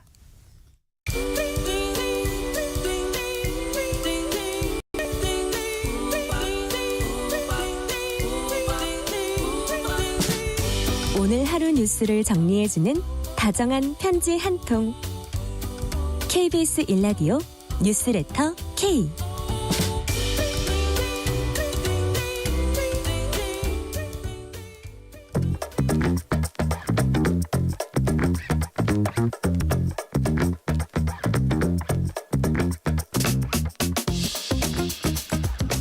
세계는 넓고 이슈는 많다. 국제뉴스 짚어보는 시간, 지금은 글로벌 시대입니다. 미국 대통령 선거가 약 5개월 앞으로 다가오면서 불법 이민자 문제가 최대 이슈 중 하나가 되고 있습니다. 특히 이번 대선에선 민주당 조 바이든 대통령과 공화당 도널드 트럼프 전 대통령이 강경 정책 경쟁을 벌이면서 더욱 관심과 논란을 불러일으키고 있습니다. 오늘은 오혜리 국제 전문 저널리스트와 함께 미국 불법 이민 문제와 관련된 움직임 살펴보겠습니다. 어서 오세요. 네, 안녕하세요. 먼저 바이든 대통령이 최근에 남북 국경을 통해서 불법 입국한 이민자들에 대해서 망명을 허용하지 않는다 이런 행정명령을 발표를 했습니다. 네. 구체적으로 어떤 내용입니까? 예, 지난 4일 바이든 대통령이 이제 불법적으로 남부국경, 그러니까 멕시코와 접경이겠죠. 네네. 이 남부국경을 넘어온 사람들에 대해서는 망명과 미국 체류를 제한한다라는 행정명령을 발표를 했습니다. 그러면서 이제 이 불법 입국자 수가 우리 시스템, 그러니까 미국의 시스템이 실효적으로 관리할 수 있는 수준으로 줄어들 때까지 네. 적용한다 이런 내용도 같이 발표를 했습니다. 이 조치를 좀 세부적으로 보면은 7일 동안 남부 국경에서 체포된 불법 입국자 수가 하루 평균 2,500명이 넘으면 네. 시행에 바로 들어갑니다. 그리고 하루 평균 1,500명 아래 수준으로 떨어지면은 이제 그 다음에 2주 후부터는 이제 행정명령에 이제 적용이 중단이 되는데요. 이미 2,500명은 하루 평균 넘어서 있는 상태입니다. 그렇군요. 그래서 바로 그 다음 날인 5일 새벽 0시 1분에 이 행정명령이 시행에 들어갔습니다. 근데 동반자가 없는 어린이가 부모 없이 혼자 국경을 넘어오는 어린이나 또는 인신매매 피해자 이런 사람들에 대해서는 예외가 허용된다고 합니다. 네. 자, 그렇지만 그러니까 불법 입국자 수가 말씀하신 대로 기준 이상일 때 네. 멕시코 국경을 넘어 불법으로 들어온 사람은 즉시 추방한다. 뭐 네, 이런 거네요. 맞습니다. 사실 그러면 당연한 거 아니냐 이런 예. 얘기를 할 수가 있는데 사실 그동안에는 미국에서는 그렇지 못했습니다. 불법 이민자들이 남부 국경을 통해서 이제 미국에서 들어오면은 일단 체포는 되지만 망명 신청을 할 수가 있고 또 그렇게 되면 임시보호 신청도 할 수 있습니다. 네네. 그렇게 되면은 이제 무작정 당국은 이 망명 신청을 한 사람을 출국시킬 수는 없고 망명 결정이 날 때까지 미국 내에 체류를 하면서 또 이렇게 취업증도 임시로 허가받고 이게 발부받고 이래서 체류를 하면서 일을 하면서 이제 그걸 기다릴 수 있습니다. 그런데 최종 결정이 내려질 때까지 이제 시간이 꽤 많이 걸리잖아요. 네. 근데 평균적으로 보면은 최종 결정까지도 아니고 법원에 출두할 수 있는 순서를 받는 그러니까 내가 이제 순서가 돼서 법원에 나갈 때까지가 평균 4년 정도가 걸린다고 합니다. 네. 그래서 이제 어떻게든 미국에 넘어가서 일단 기다려보자 하는 불법 이민자들이 많았던 것 같습니다. 어쨌든 대기를 평균 4년 하면 그 미국에 살고 있는 거예요. 맞아요. 그동안에도. 그렇습니다. 그러다가 예. 이제 그 승인 도장까지 받으면 네. 그분들은 더 좋은 거고요. 자, 바이든 대통령 안보 패키지 법안 추진하다가 의회 통과에 이제 실패를 했습니다. 네, 그렇습니다. 때문에 국경 통제 강화와 우크라이나, 이스라엘 지원 관련 예산이 이제 묶이게 됐다고 하는데 네. 법안이 실패하니까 결국 대통령 권한인 행정명령 카드 꺼내든 네, 거네요. 그렇습니다. 보통 이제 의회에서 대통령이 추진하던 법안이 통과가 안 되면은 행정명령을 대통령의 권한에 따른 행정명령을 발효를 하는데 네. 그건 임기 중에만 이제 효력을 갖습니다. 바이든 정부가 원래 이제 계획했던 거는 하루 평균 불법 이민자가 4,000명이 넘을 경우에 국경을 이렇게 폐쇄한다. 이거였는데 지금 2,500명이 됐잖아요. 와, 많이 강화한 거네요. 많이 강화한 겁니다. 그런데 이게 이제 말씀하신 대로 이게 안보 패키지 우크라이나 문제라든지 아니면 이스라엘 지원 문제까지 다 합쳐가지고 약 1,180억 달러 규모의 이제 안보 패키지 법안이 지난 2월에 결국에는 통과를 하지 못했습니다. 네. 이유는 트럼프 후보가 공화당의 트럼프 이제 대선 후보인 트럼프가 여기 이 안보 패키지 법안에 이 국경 문제에 관련된 예산이 포함된 것을 이제 지적을 하면서 이게 그동안의 이민 문제하고 국경 문제를 제대로 처리하지 못했던 민주당이 결국에는 자기들이 이런 실패한 거를 이걸로 면죄부 삼으려고 하고 또 공화당에게 대신 책임을 떠넘기려고 한다. 이렇게 비판을 하면서 당초에는 이 법안을 찬성했었던 그 공화당 의원들도 돌아서면서 결국에는 이제 이 법안이 무산이 됐습니다. 다만 이제 우크라이나 문제하고 이스라엘 문제 또는 타이완 지원 이런 것들은 굉장히 시급한 문제잖아요. 네. 그러니까 따로 별도, 그러니까 국경 예산을 뺀 따로 별도의 법안을 해서 이제 통과를 시키기는 했습니다. 그래서 이 바이든 대통령이 지난 4일에 이 행정명령을 발표하면서 자신이 정식으로 사실은 법안을 의회에서 통과시켜서 이 국경도 강화하려고 했었는데 공화당과 이 트럼프의 목리 때문에 그렇게 자기가 뜻을 이루지 못해서 행정명령을 하게 됐다 이렇게 설명을 했습니다. 네. 이제 트럼프가 됐던 바이든이 됐건 유권자들을 지금 바라보고 있을 거예요. 그렇습니다. 어떻게 하면 나의 어떤 행위가 유권자들의 표를 하나라도 더 할 수 있냐. 예. 그거와 좀 관련된 얘기인데 원래 민주당은 이민에 있어서 상대적으로 관용적이고 반대로 공화당은 뭐 쭉 강경한 게 이제 일반적이었는데 바이든 대통령이 이렇게 강경해진 것도 역시 선거 때문인가요? 아무래도 그 이유가 있겠죠. 지금 워낙 박빙의 경쟁의 구도이고 사실은 바이든 약간 열세이잖아요. 네. 근데 미국 유권자들이 워낙 이 불법 이민 문제를 매우 심각하게 보고 있기 때문에 사실 대통령으로서 현직 대통령으로서는 이 문제를 어떻게든 해결하기는 해야 합니다. 근데 이제 선거를 앞두고 더욱 다급해졌고 이제는 좀 강경한 노선으로 돌아섰다라고 봐야 될 것 그게 같습니다. 이제 표가 된다고 본 거죠? 아무래도 그렇습니다. 그런데 이제 수치를 보면은 정말 미국의 불법 이민이 심각하기는 합니다. 네네. 바이든 취임 이후에 그 멕시코 국경을 넘는 불법 월경자가 매년 200만 명이 넘는다고 합니다. 지난 4월에 미국 정부 당국이 발표한 통계를 보니까 매일 남부 국경 지역에서 체포되는 불법 이민자 수가 매일 4,500명이 넘는다고 합니다. 이게 이제 기준이 2,500명이 기준일 때 발효한다고 했는데 지금 현재도 매일 4,500명이니까 당연히 이제 행정명령이 바로 즉시 효력을 발생하게 된 겁니다. 그러면은 이제 매일 이렇게 들어오는데 누적 숫자라고 하는 게 있잖아요. 네. 이 누적 숫자를 보면은 2019년 기준으로 했을 때 그때보다 거의 한 170%가 늘었습니다. 그래서 누적 숫자는 지금 800만 명이 넘는 숫자이고 많긴 많네요. 네, 미국에서 생활했으니까 진짜 그때하고 비교해서도 지금 엄청나게 달라진 역대 최고치를 찍고 있습니다. 그런데다가 지금 망면 신청을 할 수 있었다라고 제가 말씀을 드렸는데 이것도 망면 신청자 건수가 누적 건수가 있습니다. 이 누적 건수가 지금 현재 처리 못하고 있는 건수가 100만 건이라고 하거든요. 근데 이제 새로 들어온 사람이 망면 신청을 하면 아마 평생을 이 정도면 자기 순서는 평생을 기다려야 하지 않을까라고 하는 생각이 드는데 이렇다 보니까 유권자들이 여러 이제 여론조사에서 50% 훨씬 넘는 유권자들이 이번 대선에서 가장 중요한 문제는 불법 이민 문제다라고 하니까 바이든은 또 당연히 강경한 정책으로 돌아설 수밖에 없는 상황이었다라고 보여집니다. 미국 민들의 어떤 인내심이 이제 좀 한계에 온 것 같고요. 예. 행정명령이 발효된 지 오늘로 2주가 됐습니다. 네. 그동안 얼마나 효과가 있었는지 지금 남북 국경 상황은 어떻습니까? 그래서 제가 여기 들어오기 전까지 여러 가지 이제 데이터를 찾아봤는데 그 데이터를 얻기가 사실은 쉽지는 않더라고요.